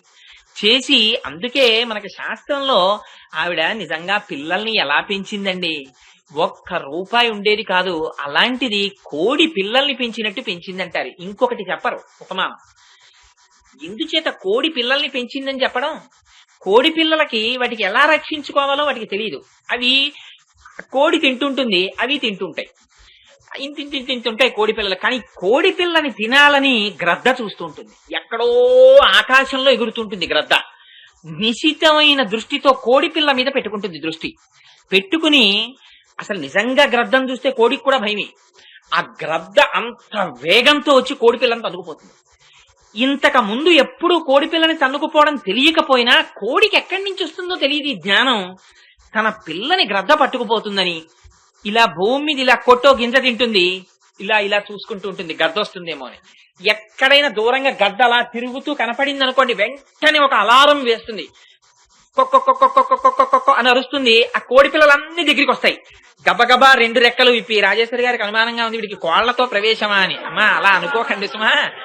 ఆ రెక్కల కింద గబగబా కోడి పిల్లల్ని పెట్టేసుకుని దాచేసుకుంటుంది. రెక్కల కింద పెట్టి దాచిందిరా మహాతల్లి, అలా పెంచిందంటారు. అందుకే అంత పిల్లలు, తన సంసారం అంత లంపటం పెట్టుకుని ఆ పిల్లల్ని అంత అలా పెంచుకుంటుంది. ఎప్పుడు చూడండి కోడి కోసం అని చెప్పి మీరు తీసుకొచ్చి చక్కటి ఏసీ రూమ్ అవి కడితే అందులో అది ఉండలేదు. అది పెంట పోగులు దానికి చాలా ఇష్టం. ప్రయత్నపూర్వకంగా దాన్ని వదిలిపెట్టగానే పెంట పోగులో కెడుతుంది. వెళ్ళిపోయి ఆ కాళ్లతో ఇలా ఇలా ఇలా ఇలా చిమ్ముకుని, ఒకవేళ రత్నాలు వజ్రాలు వైఢూర్యాలు కాళ్ళకి తగిలాయి అనుకోండి, వాటిని తోషవతల బారేసి అందులో ఉన్న చిన్న చిన్న పురుగులు, ఒడ్డు గింజలు ఇలాంటివన్నీ ఏరుగు తింటుంటుంది కోడి. అలా మనిషి కూడా సంసారం అనేటటువంటి పెంటపోగులో ఉంటుంటాడు. అంతకన్నా గొప్పదేం కాదు కదా సంసారం. అందుకని అటువంటి పెంటపోగు మీద ఉండి, కానీ భక్తులైన వాళ్ళుట గృహస్థాశ్రమంలో ఉండి భార్యాబిడ్డలతో ఉన్నప్పటికీ సర్వకాలముల యందు పరమేశ్వరుణ్ణి తెలుసుకోవాలనేటటువంటి ప్రయత్నం చేస్తూ వజ్రాలు వైఢూర్యాలు కనపడ్డ కాళ్లతో చిమ్మి బియ్యపు గింజలేరుకున్నట్టు సర్వకాలముల యందు భగవంతుడి యందు మనస్సు పెట్టుకుని ఎప్పుడైనా అవకాశం వస్తే ఆ భగవత్ కథ చెప్పుకుని బ్రతుకుతుంటారట. అదిగో అలా ఉన్న వాళ్ళు కోళ్ళు. అందుకని వాళ్ళ దృష్టి ఆ వజ్రాల మీద వైఢూర్యాల మీద ఉండదు, ఆ దగ్గరలో ఉన్న బియ్యం గింజల మీద ఉంటుందంతే. ఉండేది వాళ్ళు పెంటపోగుల మీదే ఉంటాయి. కానీ ఎప్పుడు కాలంతో వాటికి సంకేతం, తెల్లవారిపోతోంది లేవండి లేవండి లేవండి అని తాను ఉండి సంసారంలో తాను తరిస్తూ ఇతరుల్ని తరింపచేయడానికి ఏదో తనకి తెలుసున్న 4 మాటలు చెప్తుంటాడు. అదిగో అటువంటి మహాపురుషులున్నారే, వాళ్ళని కోళ్లతో సంకేతించింది అమ్మవారు. దానికి సంసారం లేదా? కోడి కన్నా సంసారం చెప్పడానికి ఇంకోటి లేదు ఉపమానం. అందుకే కోడి పిల్లల్ని పెంచినట్టు పెంచారంటారు. అంత సంసారం తన పిల్లల్ని పెంచి పెద్ద చెయ్యాలని. అలాంటి కోడికి ఇంత జ్ఞానం ఎలా ఉందో ఆశ్చర్యంగా ఉంటుంది. అలా గృహస్థాశ్రమంలో ఉండి తన భార్య తన బిడ్డలు లంపటం ఉన్నా భగవంతుడి వైపు దృష్టి సారించి నిస్వార్థంగా భగవత్ కథని చెప్పుకుని భగవత్ కైంకర్యం చేసి బ్రతికేటటువంటి వాళ్ళు ఎవరున్నారో వాళ్ళు కోళ్ల లాంటి వాళ్ళు. అందులో ఆ కోళ్లలో కూడా మహాపురుషులైనటువంటి కోళ్లున్నాయి. త్యాగరాజు గారు లేరండి, అన్నమాచార్యుల వారు లేరు, రామదాసు గారు లేరు. వీళ్ళందరూ గృహస్థాశ్రమంలో ఉన్నవాళ్లే. వీళ్ళందరికీ భార్యాబిడ్డలు ఉన్నారు. కానీ ఎప్పుడు డబ్బు గురించి లంపటం లేదు వాళ్ళకి. అందుకని కోడి తన్నినట్టు తన్నేశారు వజ్రవైఢూర్యాలను. ఎప్పుడు బియ్యపు గింజల మీద దృష్టి, తన కాళ్ల దగ్గరున్న దాన్నే తాము వెతుక్కు తిన్నారు. బ్రహ్మాన్ని అక్కడే అనుభవించారు. త్యాగరాజు గారి జీవితం చాలదా? ఆయనకి మహారాజులు వచ్చి ఇంటి ముందు నిలబడి వచ్చి ఒక్క కీర్తన చేస్తే చాలయా నీకు వజ్రవైఢూర్యాలు కురిపిస్తా ఉన్నారు. రాముణ్ణి తప్ప వేరొకడిని కీర్తించరనివారు. ఇంట్లో పూరి పాక మధ్యలో ఓ తడిక కట్టి ఇటు పక్కన జపేశుడని వాళ్ళ అన్నగారు ఉండేవాడు, ఇటు పక్క త్యాగరాజు గారు ఉండేవారు. ఆయనకి దరిద్రం, ఈయనకి దరిద్రం. కానీ దరిద్రంలో ఆయనకి కనపడేది, కానీ సౌభాగ్యం అంతా అసలు త్యాగరాజు గారిది. అందుకని ఏమిట్రా ఒక్క కీర్తన చేయమంటే రాజుగారి మీద కీర్తన చేస్తే వీడి సొమ్ము పోయిందా, ఈ లక్షలు ఇస్తాడు, అది మానేసేసి రాముడి దగ్గర కూర్చుని ఎప్పుడు పాటలు పాడతాడని కోపం వచ్చి ఓ రోజు రాత్రి వేళ జపేశుడు ఈ సీతారామ లక్ష్మణ హనుమ విగ్రహాల్ని మూట కట్టి కావేరీ నదిలో పారేశాడు. పారేస్తే తన జీవితమే పోయినట్టుగా ఏడిచారు త్యాగరాజు గారు. ఏడిస్తే మహానుభావుడికి నీటి కెరటముల మీద తేలి వచ్చాయి. వస్తే అదిగో వస్తున్నారు స్వామిని ఆ ఊరి వాళ్ళందరూ మురిసిపోయి పల్లకి తెచ్చి అందులో కూర్చోబెట్టి తీసుకెళ్లారు. ఇది త్యాగరాజు గారి జీవితం అంతా ఆయన శిష్యులకి సంగీతం నేర్పేవారు. ఎవ్వరి దగ్గర ఎప్పుడు నయా పైసా ఆయనకి తెలియదు. తానొకటి సంపాదిస్తే కదా మధ్యాహ్నం అయ్యే వేళటికి రామచంద్రమూర్తి మీద కీర్తన పాడుకుంటూ మురిసిపోతూ ప్రతి ఇంటి ముందుకి వెళ్లి నిలబడితే ఆ ఇంటి వాళ్ళు సంతోషంతో తెచ్చి ఆయన యొక్క జోలిలో ఏది పడేస్తారో దాన్ని తీసుకొచ్చి ఆ భార్య ముందు పెడితే వాటాలు వేసి శిష్యులకి అది పెట్టి తానది తిని సంగీతం నేర్పి రామనామం చెప్పుకుంటూ రాముడిలో లీనమైపోయిన మహాపురుషుడు త్యాగరాజు గారు. రామదాసు గారికి విమానం వచ్చి వెళ్లిపోయిన వాడు రామదాసు గారు. ఎంతమంది మహాపురుషులు లేరు సంసారంలో ఉండి గట్టెక్కిపోయిన వాళ్ళు. అదిగో అటువంటి మహాపురుషులు కోళ్లు. రెండవ గుర్తుగా అమ్మవారు మాధవీలత పాకినటువంటి పందిరి మీద కూర్చుని ఉన్నటువంటి కోయిలలు కుయ్యడాన్ని చెప్తోంది. ఈ మాధవీలత అల్లుకున్నటువంటి పందిరి అంటే ఆ లతకి వేరొక పేరు పెట్ల మాధవీలత అన్నారు. మాధవి అన్న పేరు అమ్మవారిది. ఆవిడ అమ్మవారు ఎప్పుడు ఎవరిని ఆశ్రయించి ఉంటుంది అంటే పరమాత్మనే ఆశ్రయించి ఉంటుంది. శ్రీమన్నారాయణుండి చుట్టుకుని ఉంటుంది ఆవిడ. పరాశర భట్టర్లు శ్రీగుణ రత్నకోశంలో స్తోత్రం చేస్తారు. ఎలా ఉంటారంటేట లక్ష్మీనారాయణులు అనుకలతనుకాండాలింగనారంభ శుంభత్ ప్రతి దిశభుజ శాఖా శ్రీ సఖానోకహర్తి స్థననైన గుళుచ్ఛస్పార పుష్పద్విరేఫ రచయితుమయి లక్ష్మి కల్పవల్లి కటాక్ష అని అంటారు. పెద్ద పెద్ద పువ్వులున్న తీగ మంచి బలమైన కాండమున్న చెట్టుకి చుట్టుకుంటే ఆ పువ్వులు కాండమునకు నొక్కుకుంటే ఎలా ఉంటుందో అలా తన స్థనములు స్వామి యొక్క గుండెలకి గట్టిగా నొక్కుకునేటట్టుగా కౌగిలించుకుని ఉంటుంది అమ్మవారు. అటువంటి స్వరూపాన్ని మేము ఉపాసన చేస్తున్నామంటారు. అటువంటి తల్లి కనుక ఆవిడ మాధవి.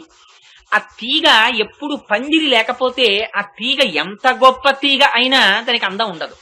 సరి అయిన పందిరి దొరకాలి. ఆ మాధవీలత ఎప్పుడు అల్లుకునేటటువంటి పందిరి ఏది ఉందో ఆ పందిరి పరమాత్మ, ఆయనే శ్రీమన్నారాయణుడు. ఇటువంటి మాధవీలత అల్లుకున్నటువంటి పందిరి మీద కూర్చుని కూసేటటువంటివి కోయిలలు. ఆ కోయిలలు కూస్తున్నాయని చెప్తోంది. నిజానికి కోయిలలు వసంతకాలంలో కూస్తాయి. అది కూడా నిజంగా చాలా ఆశ్చర్యం ప్రపంచంలో. వాటికి ఎవరు చెప్పారో తెలియదు.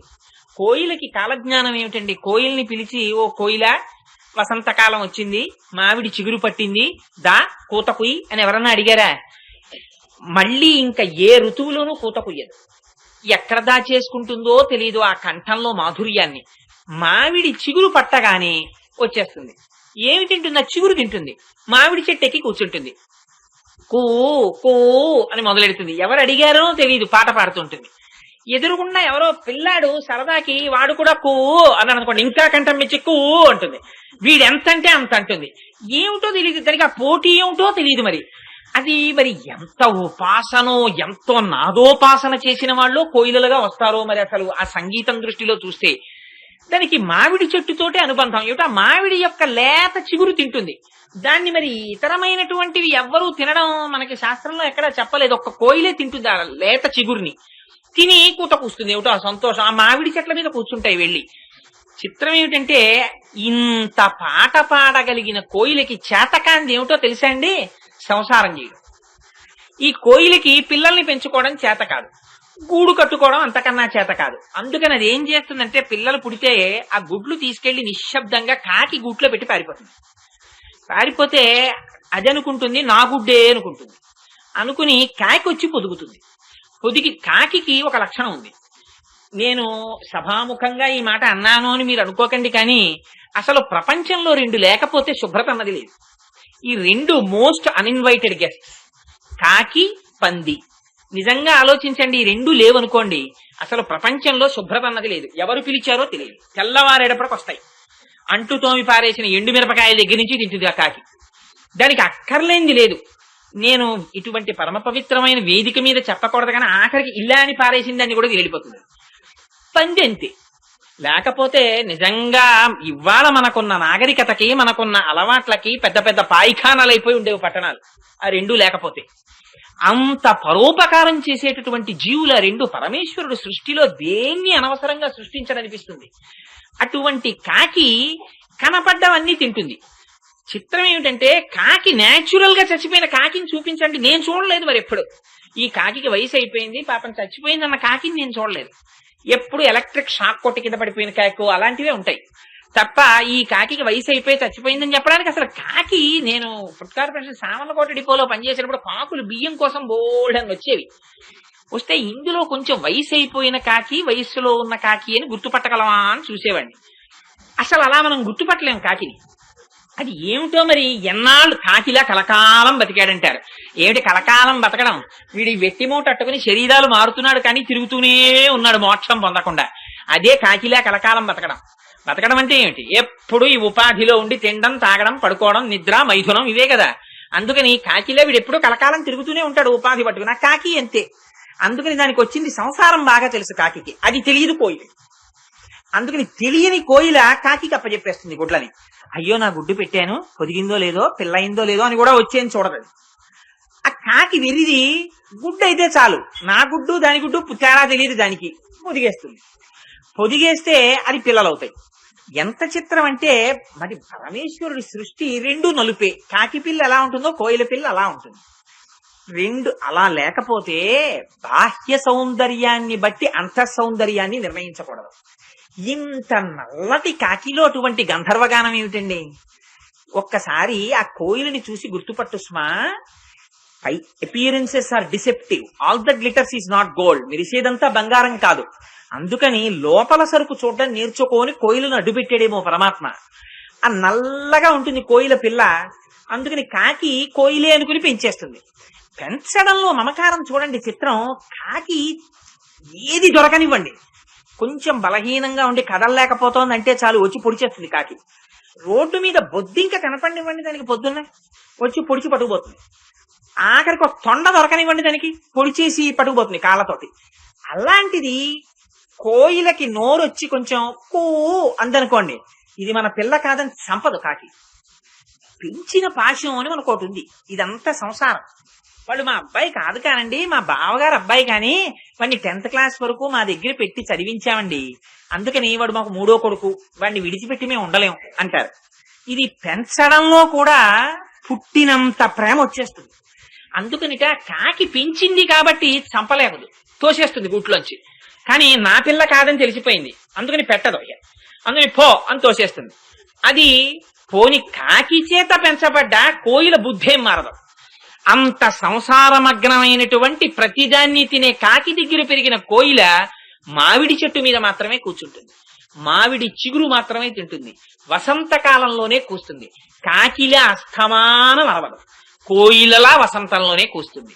ఇది కోయిల లక్షణం, అది కాకి లక్షణం. కాకి చేత పెంచబడ్డ కోయిల కోయిలే, కోయిలతో కలిసి ఉన్న కాకి పిల్లలు కాకి పిల్లలే. ఇది ఎక్కడి నుంచి వచ్చింది ఈ లక్షణం?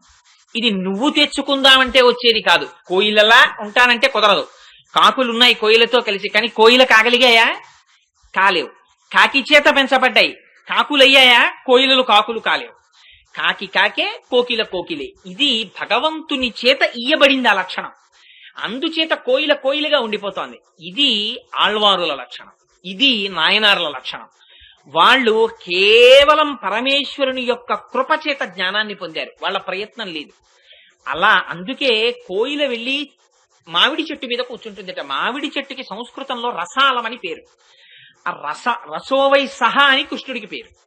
అందుకని ఆ మామిడి చెట్టు మీద కూర్చోవడం అంటే బ్రహ్మం మీద కూర్చోవడం. అదే మాధవీలత అల్లుకున్నటువంటి పందిరి మీద కూర్చోవడం అంటే సంతతము లక్ష్మీనారాయణుల యందు తాను ప్రవేశించి, లక్ష్మీనారాయణులే తనకి ధారకులు పోషకులు అని విశ్వసించి, వారినే మనస్సులో తలుచుకుని ఆ ప్రీతి పొంగి పొరలిపోగా, వాళ్ళ గుణానుభవము తాను లోపల చెయ్యగా, ఇంకా అది ఆగక ఉండలేక తన నోటి వెంట గానముగా వస్తే పాడినటువంటి వారు ఆళ్వారులు నాయనార్లు. అందుకని అదిగో కేవలము భగవంతుని చేత జ్ఞానమీయబడినటువంటి మహాభక్తులు సంసారమునందు ఉండని వారు కోయిలలు, సంసారమునందు ఉండి భగవన్నామములు కీర్తించిన వారు కోళ్లు. అందుకనే అమ్మా ఇవాళ అటువంటి కోళ్లు, అటువంటి కోయిలలు రెండు మీ ఇద్దరి కోసం అని అరుస్తున్నాయి, ఇద్దరిగా ఉన్న ఒక్కరి కోసం అని అరుస్తున్నాయి. అందుకని నువ్వు లేచి వచ్చి ఆ పరమాత్మ దర్శనం మాకు చేయించద్దు, లేచిరా. అలా లేచి వచ్చేటప్పుడు నువ్వు ఎలా లేచి రావాలి అంటే, నువ్వు ఆవిడ చేతిలో ఒక పూల బంతిని పట్టుకుని పడుకుని ఉందిట.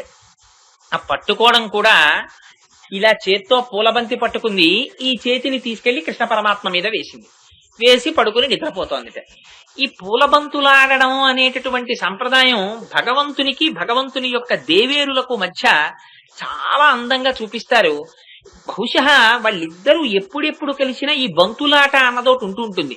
పద్మావతి శ్రీనివాసుల పరిణయంలో కూడా ఆ తల్లి ఉద్యానవనంలో విహరిస్తూ బంతులాట ఆడుకుంటూ ఉండగా అక్కడికి వెంకటేశ్వర స్వామి వారు వచ్చారు అని చెప్తారు.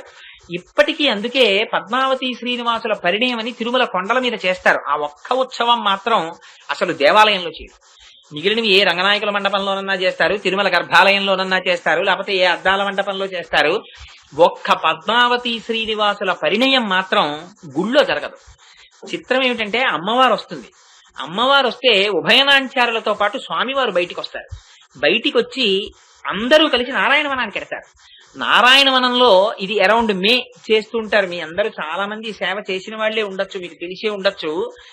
ఎంత రంగరంగ వైభవంగా చేస్తారంటే అందులో ఈ పూలబంతులు ఆడిస్తారు.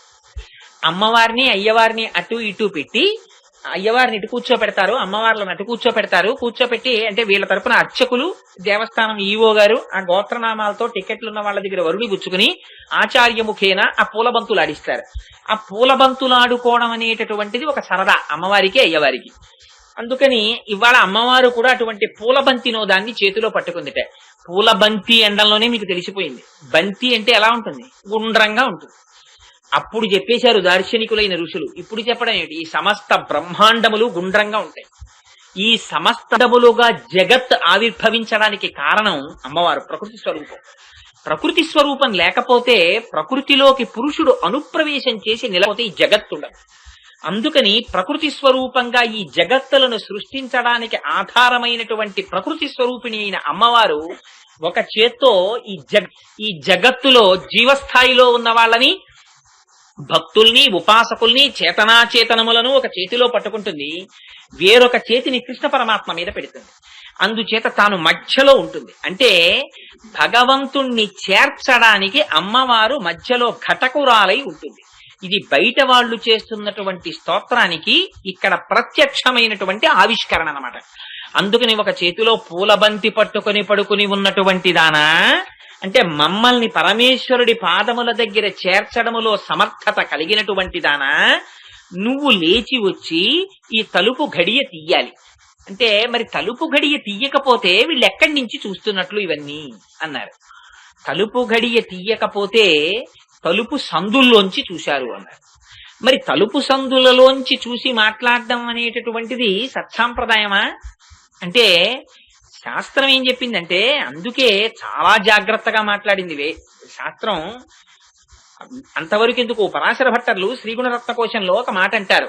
దేవీ శృతిం భగవతీం ప్రథమే పుమాంసః త్వత్ సద్గుణౌఘమణికోశ గృహం గృణంతి తద్వారపాటన పటూని చ ఇతిహాస సంతర్కణ స్మృతి పురాణ పురస్సరాణి అంటారు. ఈ శృతులు, స్మృతులు, పురాణములు, ఇతిహాసములు, ఆగమ్ములు, వ్యాఖ్యానములు, ఉపనిషత్తులు ఇవన్నీ ఏం చేస్తాయంటే అడ్రస్ చెప్తాయి. ఈ అడ్రస్ చెప్తే ఆ అడ్రస్ పట్టుకుని అక్కడికి వెడతాం. దర్శనం మాత్రం అమ్మవారి చేతిలో ఉంటుంది, అయ్యవారి చేతిలో ఉంటుంది. వాళ్ళు ఇవ్వరు. అది వాళ్ళు దర్శనం ఇస్తే మీరు పొందాలి, కానీ మీకు అడ్రస్ తెలుసునని విడిపోతే మాత్రం కుదరదు.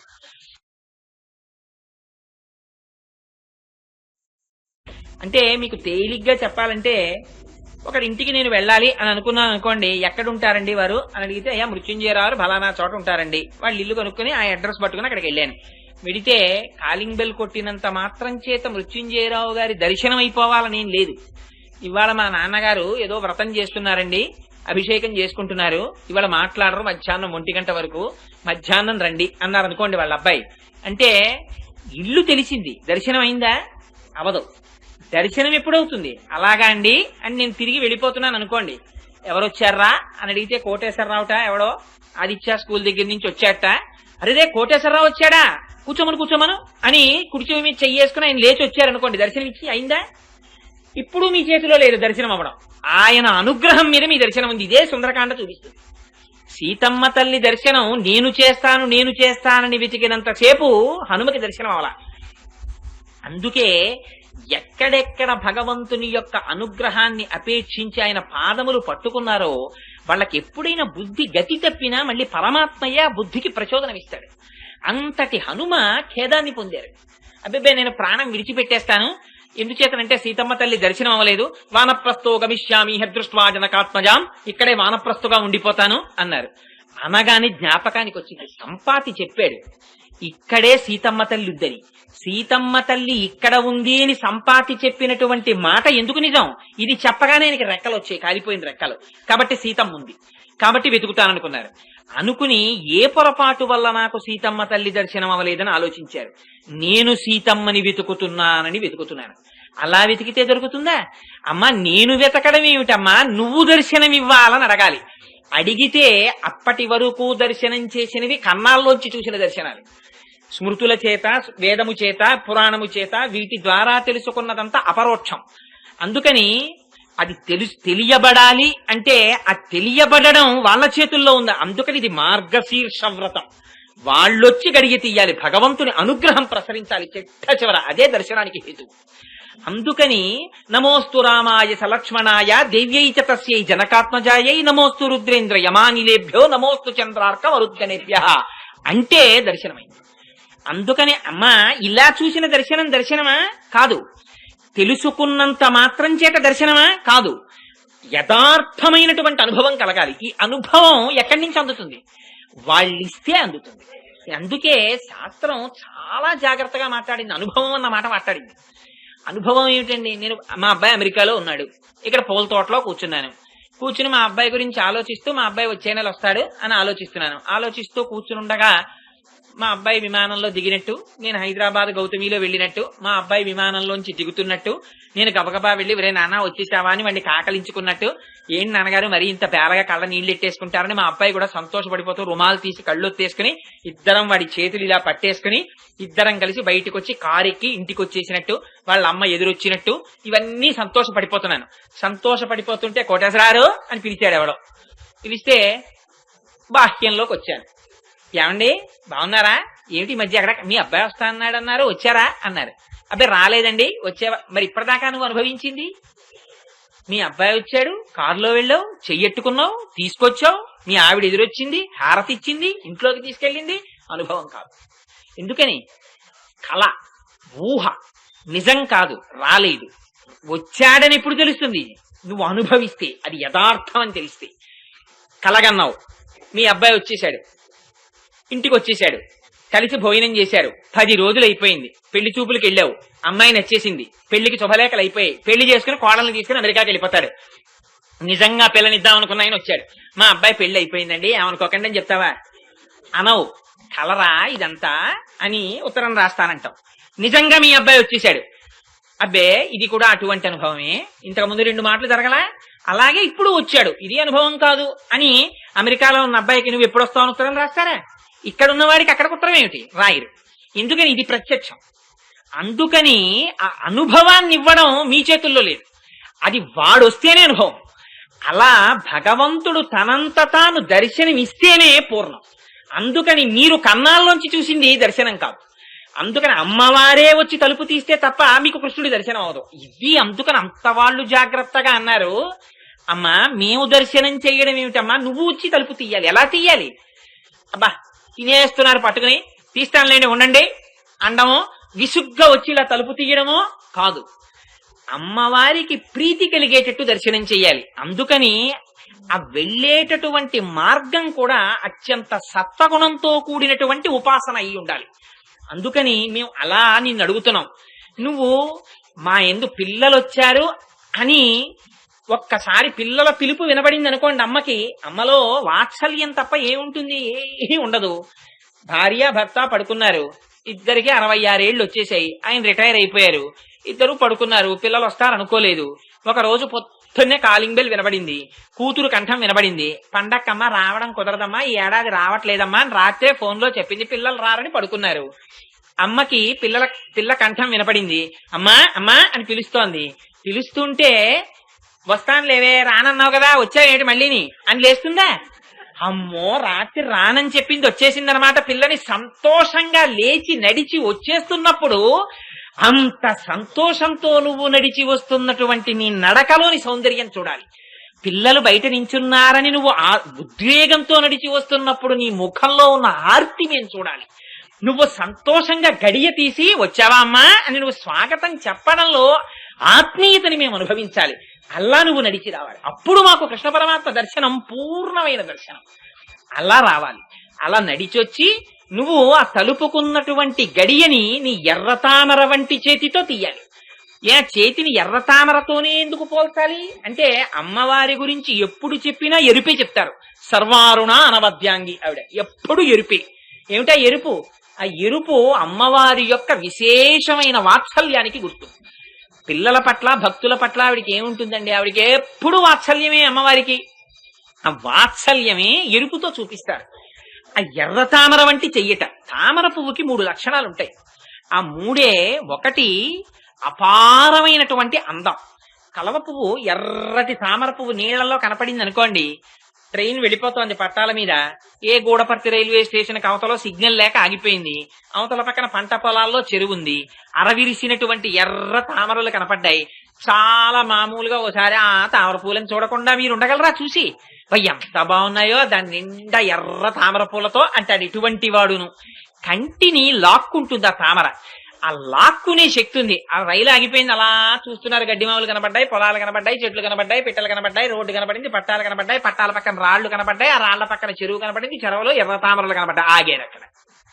ఆగడమే అన్నింటినీ చూసి వెళ్ళిపోతున్నటువంటి నేత్రం అక్కడ ఆగిందంటే నేత్రం ఆగల, మనస్సు ఆగింది. ఆగు అని కంటి నాపి గ్రహిస్తోంది. ఆపగలిగిన శక్తి ఎర్రతామరకుంది. ఇది దాని సౌందర్యం. ఆ సౌందర్యాన్ని ఒకసారి చూస్తే అటుపక్క కూర్చున్న భార్యని పిలిచి చూసే ఎర్రతామర పూజలు ఎంత బాగున్నాయో. ఆవిడ కూడా అట్నుంచి ఇటు వచ్చి అవునండోయ్ చాలా బాగున్నాయని పైన పిల్లలిద్దరు ఎక్కి పైన ఆడుకుంటున్నారు పొద్దున్ని. వాళ్ళిద్దరిని విరే ఎర్రతామరపాలు చూడండిరా అని వాళ్ళిద్దరు కూడా బెర్తమించి దిగి అవునండి నాన్నగారండి ఎంత బాగున్నాయి, రైలు సిగ్నల్ ఇవ్వలేదు కదా, ఒకసారి దిగి ఒకటి పట్టుకొచ్చేది ఏంటంటే అలాంటి అసాధ్యం పనులు ఇక్కడ కూర్చోంటారు అని ఇంతమందిని ఆకట్టుకున్నది ఏమిటి? సౌందర్యం. ఏమిటి సౌందర్యం అంటే భగవంతుని యొక్క దర్శనం అనేటటువంటి సౌందర్యంట. ఇప్పటి వరకు అన్నింటి మీద తిరుగుతుంది కన్ను. ఒకసారి భగవంతుణ్ణి దర్శించింది అనుకోండి, అసలు సౌందర్యం అంతా అక్కడుంది. ఉండడంలో ఒకసారి ఆ సౌందర్యాన్ని అనుభవిస్తే, ఆ సౌందర్యాన్ని అనుభవించినటువంటి వారికి ఇంకా బాహ్యము వైపుకి దృష్టి వెళ్ళదు, అక్కడే దృష్టి ఉండిపోతుంది. అటువంటి సౌందర్యము అమ్మవారి చేతికి ఉందిట. అంటే అది సాక్షాత్తుగా అమ్మవారి చెయ్యి. అందుకని అలా కన్నుని ఆకట్టుకోగలిగిన శక్తి ఉంది ఆ చేతికి.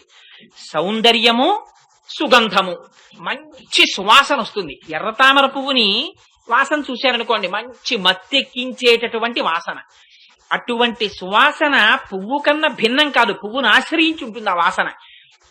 ఏమిటి వాసన అంటే, ఈ వాసన ఒక్కసారి భగవంతుని యొక్క కైంకర్యము వైపుకి మనసు వెళ్ళిందా, ఆ భగవంతుడి దగ్గర కూర్చోవడం, భగవంతుడి కథ చెప్పడం, భగవంతుడి కథ వినడం, ఆయన లీలలు తలుచుకోవడం, ఆయనకి చెయ్యకుండా ఉండలేక ప్రీతితో అర్చన చెయ్యడం, ఇవన్నీ అలవాటు పడ్డాయి అనుకోండి, వాడికి ఇంకా ఏమీ అక్కర్లేదు. ఎక్కడికి వెళ్ళనంటాడు, ఏమీ చెయ్యనంటాడు. వాడికి అన్నింటికన్నా ఇష్టం ఏమిటంటే హాయిగా పూజామందిరంలో కూర్చుని ఆ స్వామిని దర్శించుకోవడం. ఒక స్టేజ్ లో పూజామందిరం కూడా అక్కర్లేదు, ఎక్కడ కూర్చున్నా ఇక్కడే స్వామి కైంకర్యం చేసుకుంటూ హాయిగా ఉండిపోతాడు. ఇది కానీ ఈ దృష్టి రావడం సౌందర్యం, ఈ దృష్టి రావడం సుగంధం. ఇది సుగంధం అన్న మాట ఎందుకు వాడారంటే, మనం విగ్రహాలే కనపడతాయి మనకు పూజామందిరంలో, ఎన్నాళ్ళు చూసినా విగ్రహాలే, ఏముంది పెద్ద అల్లరి వాటి కోసం అని చెప్పేసి పెద్ద అగరత్తులు ఇవన్నీ తీసుకెళ్లిపోయి స్వామివారి ముక్కులో పొడి చేసి వాటిని ఇలా దగ్గరికి పట్టుకెళ్ళిపోయి ఇలా ఇలా ఇలా చూపించేసి, ఓరు నీ అసాధ్యం కూడా మీద పొడి చేస్తావా ఏమిటో నిప్పెట్టని పరమాత్మ వెనక్కి తగ్గేటట్టుగా. ఎందుకంటే మనకు అందులో భగవంతుడు లేడుగా, విగ్రహమేగా మనం చూసేది. అంటే మీరని కాదు మహాప్రభు, నాలాంటి వాడు నీరాజనం ఇచ్చేటప్పుడు ఇలా ఆయన మీదకి ఎక్కించేసి ఇవన్నీ. ఎందుకంటే చూసే కన్ను లేదు కనుక ఇన్నైనా చేసేస్తాం. అలా నీకు పట్టుకొచ్చి అగరత్త ఎప్పుడైనా ఇలా ఇలా చూపి ఏడదే మీద పడుతుంది అంటాం. ఆయన దగ్గర వాడు భగవంతుడండి, ఎంత కాంప్రమైజో. ఆయన దగ్గరికి వస్తే అన్ని కాంప్రమైజ్లే. లేకపోతే అసలు చిత్రం ఏమిటంటే, జ్ఞానాన్ని భక్తి కప్పేస్తే సుప్రభాతం అవి వచ్చింది. లేకపోతే జ్ఞానం భక్తి జ్ఞానాన్ని కప్పేయలేదనుకోండి, మీరు సుప్రభాతం ఎందుకు పడతారు?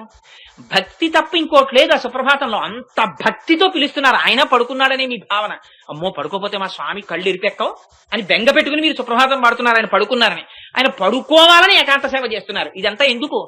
అదే ఆయన ఎక్కడ పడుకుంటారు సార్, ఏంటండి పిచ్చి ఏకాంత సేవ అంటే? అది జ్ఞానం కాదు, దుస్సాధ్యమైన భక్తి. ఆ భక్తి జ్ఞానం రెండు కలిసి నడవాలి. అందుకుని వచ్చే ఈ కైంకర్యంలో సుప్రభాత సేవ, ఏకాంత సేవ ఇవన్నీ నీ మనసు పెట్టి చెయ్యడానికి.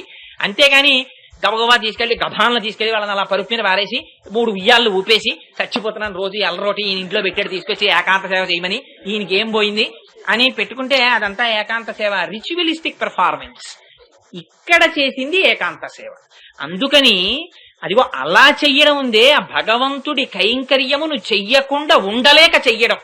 అది ఎప్పుడు చేస్తారంటే నిజంగా మీరు విగ్రహాన్ని చూడకుండా భగవంతుడిని చూసినప్పుడు. దీని గురించి సత్యసాయిబాబా గారు ఒక అందమైన వ్యాఖ్యానం ఒకటి చెప్పారు. ఎవరో పిల్లాడికి మార్కులు వచ్చేవి ఒకటి. వాళ్ళ నాన్నగారు అన్నారట, ఒరేయ్ రోజు వినాయకుడికి అగరత్తులు చూపించరా, ఫస్ట్ యూనిట్ టెస్ట్ లో ఎలాగో రాలేదు, పూర్ణత్వాన్ని పొందావు అన్ని సున్నలు, 2వ యూనిట్ లో పూర్ణత్వం నుంచి కిందకు వస్తావేమో, అంకెలు కనపడతాయేమో, సంఖ్యలొద్దురా అంకెలు ఉంటే చాలు అంటే పాపం వాడు వినాయకుడికి చూపించాడు. చూపిస్తే వెళ్ళాడు టెస్ట్ కి. అంకెలు కాదు, తన పూర్ణత్వంలోనే తాను నిలబడ్డాడు. నిలబడితే వాడికి అసహ్యం వేసింది. ఏదో 30 రోజులు అగరత్తుల పొగంతా తాగేశాడు కానీ ఒక్క మార్క్ ఇప్పించలేకపోయాడు. ఇదొక భక్తి వ్యభిచారం. అందుకని తీసేయి. కోరికలు తీర్చేనే భగవంతుడు. ఆయన దగ్గరికి ఎందుకండి? ఆయన దగ్గరికి వెళ్తే తొందరగా కోరికలు తీర్తాయండి. ఆయన అందుకు కూర్చున్న టికెట్లు అమ్ముకునేవాళ్ళు. నీకోసమే నువ్వు వచ్చి ఓ దిక్కుమాల కొబ్బరికాయ అక్కడ కొట్టకపోతే ఆయన నోరు ఎండిపోయింది, నువ్వు కొబ్బరికాయ కొట్టేస్తే నీ జేబులో 1000 రూపాయలు ఎట్టేద్దామని కూర్చున్నాడు. ఈ 1000 రూపాయలు ఎట్టేవాడికి ఒక కొబ్బరికాయ కొనుక్కోవడం చేతకాక. అందుకని ఇదో వ్యభిచారం ఒక రకంగా. అందుకని దేవతల్ని మార్చుకుని తిరుగుతూ ఉండడం, అందరూ ఇందులో ఉన్నారని అనలేకపోవడం. అందుచేత అక్కడికి వెళ్లి వినాయకుడిని తీసేశాడు, సరస్వతీదేవిని పెట్టాడు, ఓ నెల్లాళ్ళ అగరత్తులు 1 మార్కే.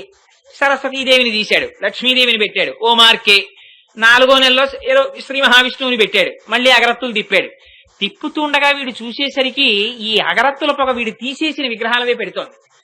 వీడు అనుకున్నట్ట ఒక్క మార్క్ ఇవ్వలేదు కానీ పొగ పీల్చేస్తున్నారు అక్కడ కూర్చునని గబగబా 3 తువ్వాళ్లు తీసుకొచ్చి ముగ్గురికి ముక్కులు కట్టేద్దామని పటాలకు కట్టేస్తున్నాడు.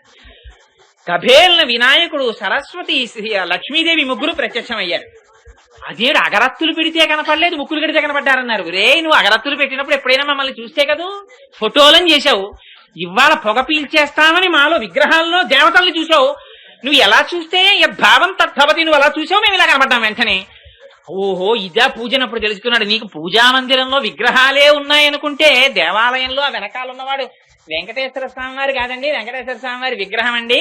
వాళ్ళు ఏం తింటారండి, వాళ్ళు ఏం తాగుతారండి, ఎందుకంటే ఉట్టిదే అక్కడికి ఏం వెళ్ళక్కర్లేదు, ఇక్కడ లేడేంటండి, ఇవన్నీ బడాయి నువ్వు పెట్టుకున్న బైపాసులు.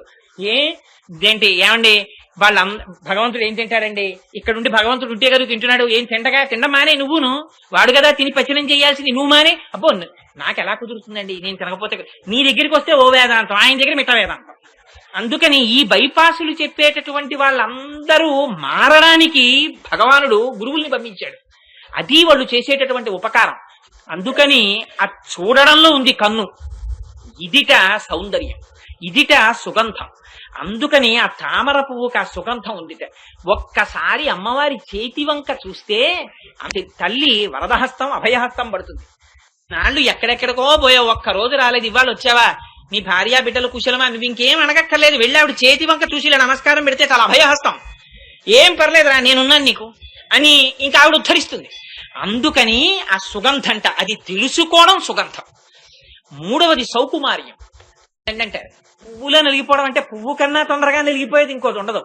అంత డెలికేట్ గా అంత సౌకుమార్యంగా ఉంటుంది పువ్వు. ఈ సౌకుమార్యం ఏమిటో తెలుసా అండి? ఆ పువ్వులో లేదు సౌకుమార్యం, నీలో ఉంది. అందుకే సౌకుమార్యం పువ్వుదా తుమ్మెదదా అంటే తుమ్మెదది సౌకుమార్యం. ఎందుకంటే అంత తేలికగా నలిగిపోయేటటువంటి పువ్వుల యొక్క రేకుల మీదకెళ్లి తను 6 కాళ్ళేసి నిలబడుతుంది. ఇంత పెద్ద తొండాన్ని తీసుకెళ్లి పువ్వు యొక్క గుండెల్లోకి గుచ్చుతుంది. గుచ్చి ఆ గుండెలలో ఉన్నటువంటి తేనెని తాను తాగుతుంది, ఎగిరి వెళ్ళిపోతుంది. వెళ్ళిపోయిన పువ్వు చెక్కు చెదరదు సరికదా, సంతోషిస్తుంది తుమ్మెది వచ్చి వెళ్ళింది. భగవంతుడి దగ్గరికి వెళ్లి ఆరాధన చేసిన వాడు స్వామివారికి ఇవాళ కొబ్బరికాయ కొట్టానండి, శనివారం కదా, వెంకటేశ్వర స్వామి వారికి కొబ్బరికాయ కొట్టాను, వెంకటేశ్వర స్వామి వారికి కొబ్బరికాయ కొట్టాను అని అడిగిన వాడిని అడగని వాడిని అసలు వాడు కొనడమే ప్రయోజనం వేరు. నాలాంటి వాడు కొబ్బరికాయ కొన్న దగ్గర నుంచి ఎన్ని కోరికలు, కొబ్బరికాయ శనగపప్పు వేసుకుందామా, పండక్కి కజ్జికాయలు చేసుకుందామా, తో వంకాయలో కొబ్బరికూర వేసుకుందామా, అసలు నువ్వే దాని గురించి ఇంత ఆసక్తిని ఉట్టినే అక్కడ పెడుతుంటే ఆయన నిజంగా చేయి పెడదామంటే కొబ్బరికూర శనగపప్పు, వంకాయ కొబ్బరికూర, కజ్జికాయ ఆయనకి. అందుకే భగవంతుడు నిర్దాక్షిణ్యంగా చెప్పేశాడు, నువ్వు నాకేం తెస్తావు, నువ్వేం తేవక్కర్లేదు కానీ యావదావర్తతే చక్రం యావతీచ వసుంధర తావత్వం ఇహ సర్వత్వం స్వామిత్వం అనువర్తయా, అసలు అంతా నాది నీకిచ్చాను, నువ్వు నాకు ఇచ్చేది ఏమిటి కానీ బాబోయ్ నువ్వేం తెచ్చి నాకు పెద్ద పెద్దవన్నీ పెట్టి నీ కోసం తెచ్చా నీ కోసం తెచ్చా నీ కోసం తెచ్చా తల కొట్టేసుకోకు. ఎందుకు వచ్చింది? పత్రం పుష్పం ఫలం తోయం యోమే భక్త్యా ప్రయచ్చతి. భక్తితో పట్టుకొచ్చి నాన్న 4 ఏదో ఒకటి అక్కడ నాకు అంతే చాలన్నాడు. భక్తితో పెట్టన్నాడు. స్వామి తినాలి అన్న కోరిక నీకు లోపల ఉండాలి, అది అన్నింటికన్నా ప్రధానం. అందుకని అది ప్రసాదం అయింది. నువ్వు పులిహార ఇక్కడి నుంచి పళ్ళెంలో పట్టుకుని లోపల కడుతున్నారు, కళ్ళకేం మీరు అద్దుకోరే, పులిహారను పట్టుకెడుతున్నారంటారు. అక్కడ స్వామివారి దగ్గర పెట్టి నివేదన చేశారు, చేసి బయటకు పట్టుకొచ్చారు. ప్రసాదం అని చెప్పులిప్పి చేత్తోకి తీసుకుని కళ్ళ కట్టుకుని నోట్లో వేసుకుంటున్నారు. ఎక్కడొచ్చింది తేడా? భగవంతుడికి అర్పించారు. అర్పించడంలో ఆయన తినేస్తే మీకు ప్రసాదం ఎక్కడి నుంచి వస్తుంది? పులిహార పెట్టగానే అలాగే నేను తినేస్తున్నానని చెప్పేసి గబగబా తినేశాడు అనుకోండి ఆయన, ఇంకా ప్రసాదం ఏమిటి? అయ్యా క్షమించండి పులిహార స్వామివారికి ఆరగింపు అయిపోయింది, మీరు వెళ్ళి రావచ్చు అంటారు. ఆయన మహానుభావుడు, ఆయనకి తెలుసు ఆయన అనుగ్రహాన్ని అందులోకి ప్రసరింప చేస్తాడు. తన కన్నులతో చూసి ఆ లోపల ఉండేటటువంటి రుచిని తన కంటి చేత స్వీకరిస్తాడు. ఎప్పుడు ఆయనకేం అవసరం లేదు, ఇంతకన్నా వేడుకుని పెట్టేవాళ్ళు ఉన్నారు. భక్తితో నువ్వు ఇచ్చుంటే, ఇది మా స్వామి తినాలి అన్న కోరిక నీకుంటే ఆయన తింటాడు అలాగా. అందుచేత అది ప్రసాదం అయింది. అందుకని బయటికి పట్టుకొస్తే అందులోకి ఆయన అనుగ్రహం ప్రసరించింది. అందుకని ప్రసాదం విడిచిపెట్టి వెళ్లరు. సత్యనారాయణ స్వామి వారి వ్రతకథలో ప్రసాదం తీసుకోవడం మర్చిపోయిందండి, పావు ములిపోయింది అంటారు. అంటే సత్యనారాయణ స్వామి వారు అంత శాడిస్టు, ఇంత వ్రతం చేసి ప్రసాదం తినడం మానేస్తే పడవలు ముంచేయడం, భర్తలు కనపడకుండా చేసేయడం, మళ్ళీ ఇంటికి వెళ్ళి ప్రసాదం తింటే భర్త కనపడేటట్టు చేయడం, ఏమిటండి అది? అదంతా అలా చేయడం ఎందుకు వచ్చిన సత్యనారాయణ స్వామి వారు? ఏంటండి అల్లరంతా? పాపం అంత వ్రతం చేసిందా? ఎక్కడికో పోయినవాడు ఏళ్ల తర్వాత అమ్మ మీ ఆయన వచ్చాడని చెప్తే ఇంత వ్రతం చేసింది, నమస్కారం పెట్టి ప్రసాదం తినకుండా ఏడు దగ్గరికి వస్తే అత్తేరి నువ్వు నా ప్రసాదం తినలేదని పడవలు ముంచేయడమా?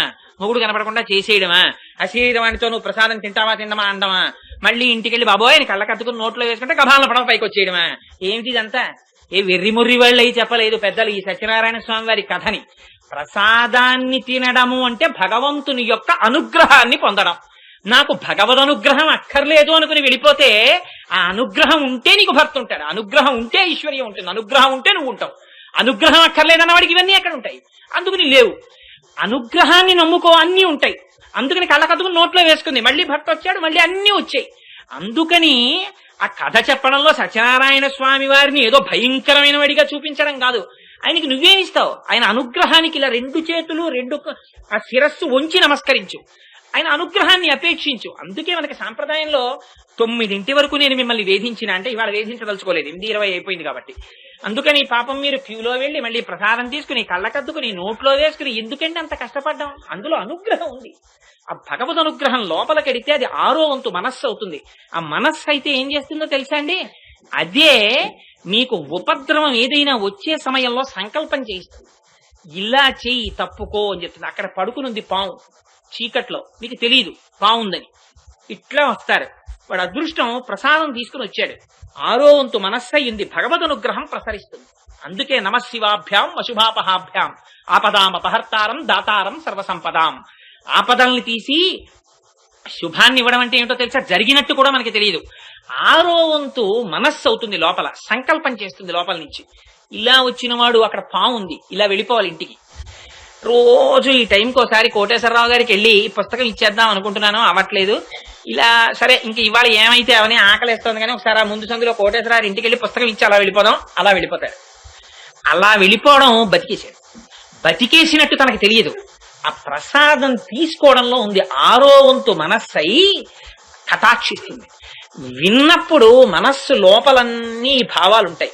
దాని మీద ఆ ప్రసాదాన్ని తీసుకుంటే లోపల మనస్సు భగవంతుని యొక్క అనుగ్రహాన్ని బాగా ప్రోధి చేసుకుంటుంది. అందుకని మనకి సంప్రదాయంలో లేకపోతే ఇంతమంది కూర్చుంటే మొన్న ఎవరో ఆ భాను నర్సింగ్ హోమ్ వాళ్ళ ఎవరో మన గోవిందబాబు గారు చెప్పారు, వాళ్ళు ఎవరో ఇంత పులిహార చేయించాలని ప్రసాదం పెట్టాలని ఇవన్నీ ఆర్షధర్మంలో వెర్రివాళ్ళై ప్రసాదాలు పెట్టడం, భగవంతుడికి నివేదన చేయడం, ఇవన్నీ ఏం శాస్త్రం తెలియక మర్యాద తెలియక పెట్టలేదు. ప్రసాదాలు పెట్టడం ప్రసాదాలు పెట్టడం, ప్రసాదాలు వితరణ చేయడం, తెల్లవారుజామున 3 గంటలకి లేచి తిరుప్పావై చేసి ఇవాళకి 25 రోజులైందో ఏమో, నేను రోజు ఇంటికి వెళ్ళి అనుకుంటా, మళ్ళీ బ్రాహ్మీ ముహూర్తం అయ్యేటప్పటికి మహానుభావులు లేచి సుప్రభాతం అవి మొదలెట్టేస్తారు. రోజుకి 5-6 గంటలు కూడా పడుకుంటున్నారో పడుకోవట్లేదో వాళ్ళు. అంత కష్టపడి అంత శ్రద్ధతో ఎవరి కోసం చేస్తున్నారు? త్యాగంతో బతకడం నేర్పింది ఆర్షధర్మం. మనందరి కోసం వాళ్ళు నెల్లాళ్ళ నుంచి చేస్తున్నారు ఆ తిరుప్పావై. చేసి ఆ ప్రసాదాన్ని పట్టుకుని ఎంత అలిసిపోయినా పాపం అక్కడికి వచ్చి నించుంటారు ఆ గోవిందబాబు గారు.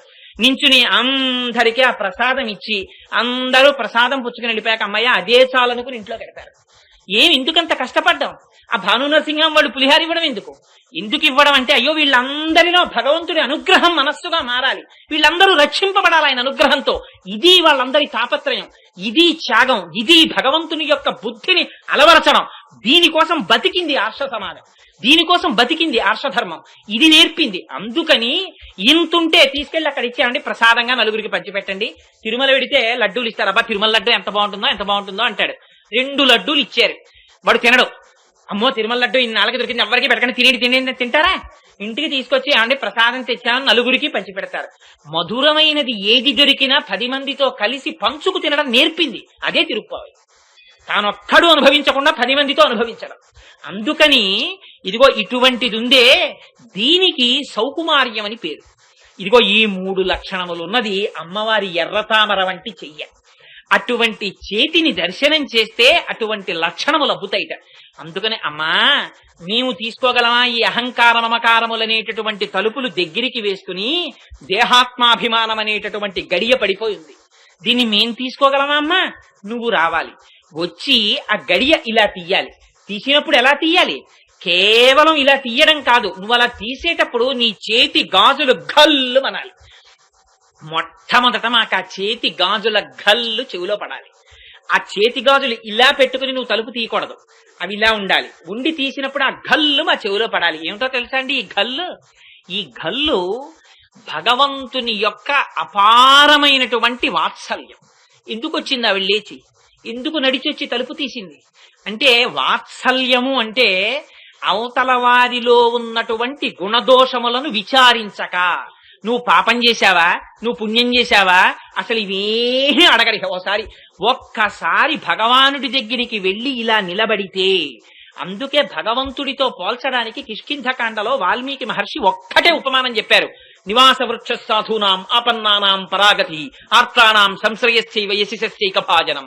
ఆయన చెట్టు, ఎండలో మీరు పరిగెడుతున్నారు, పెద్ద చెట్టు కనపడింది, ఆ చెట్టు నీడలో కెడుతున్నారు. ఆగబ్బాయి నీ పేరేమిటి, ఏం చదువుకున్నావు, వయస్సు ఎంత, ఏం ఉద్యోగం చేస్తావు, నెలకు ఆదాయం ఎంత, యాన్యువల్ ఇన్కమ్ ఎంత, ఫాదర్స్ నేమ్ మదర్స్ నేమ్, కింద సర్టిఫికేట్, సంతకం పెట్టు, ఇవన్నీ అడుగుతోందా డిక్లరేషన్లను? ఇవేం అడగదు. మీరు చెట్టు కిందకి వెళ్లడమే ప్రయోజనం. చెట్టు కిందకెడితే చాలు మీకు నీడనిచ్చేస్తుంది. చెట్టు కిందకి వెళ్లకుండా మీరు ఎండలో నిలబడి ఓహో చెట్టా నీడని అంటే ఇవ్వదు. మీరు ఆ చెట్టు కిందకి వెళ్ళాలి. బుద్ధినిచ్చాడు కనుక అర్థించి పొందాలి పురుషార్థాన్ని. అందుకని ఎవరు భగవంతుణ్ణి చేరుకుంటున్నారో వారికి ఆ నీడ దొరుకుతుంది.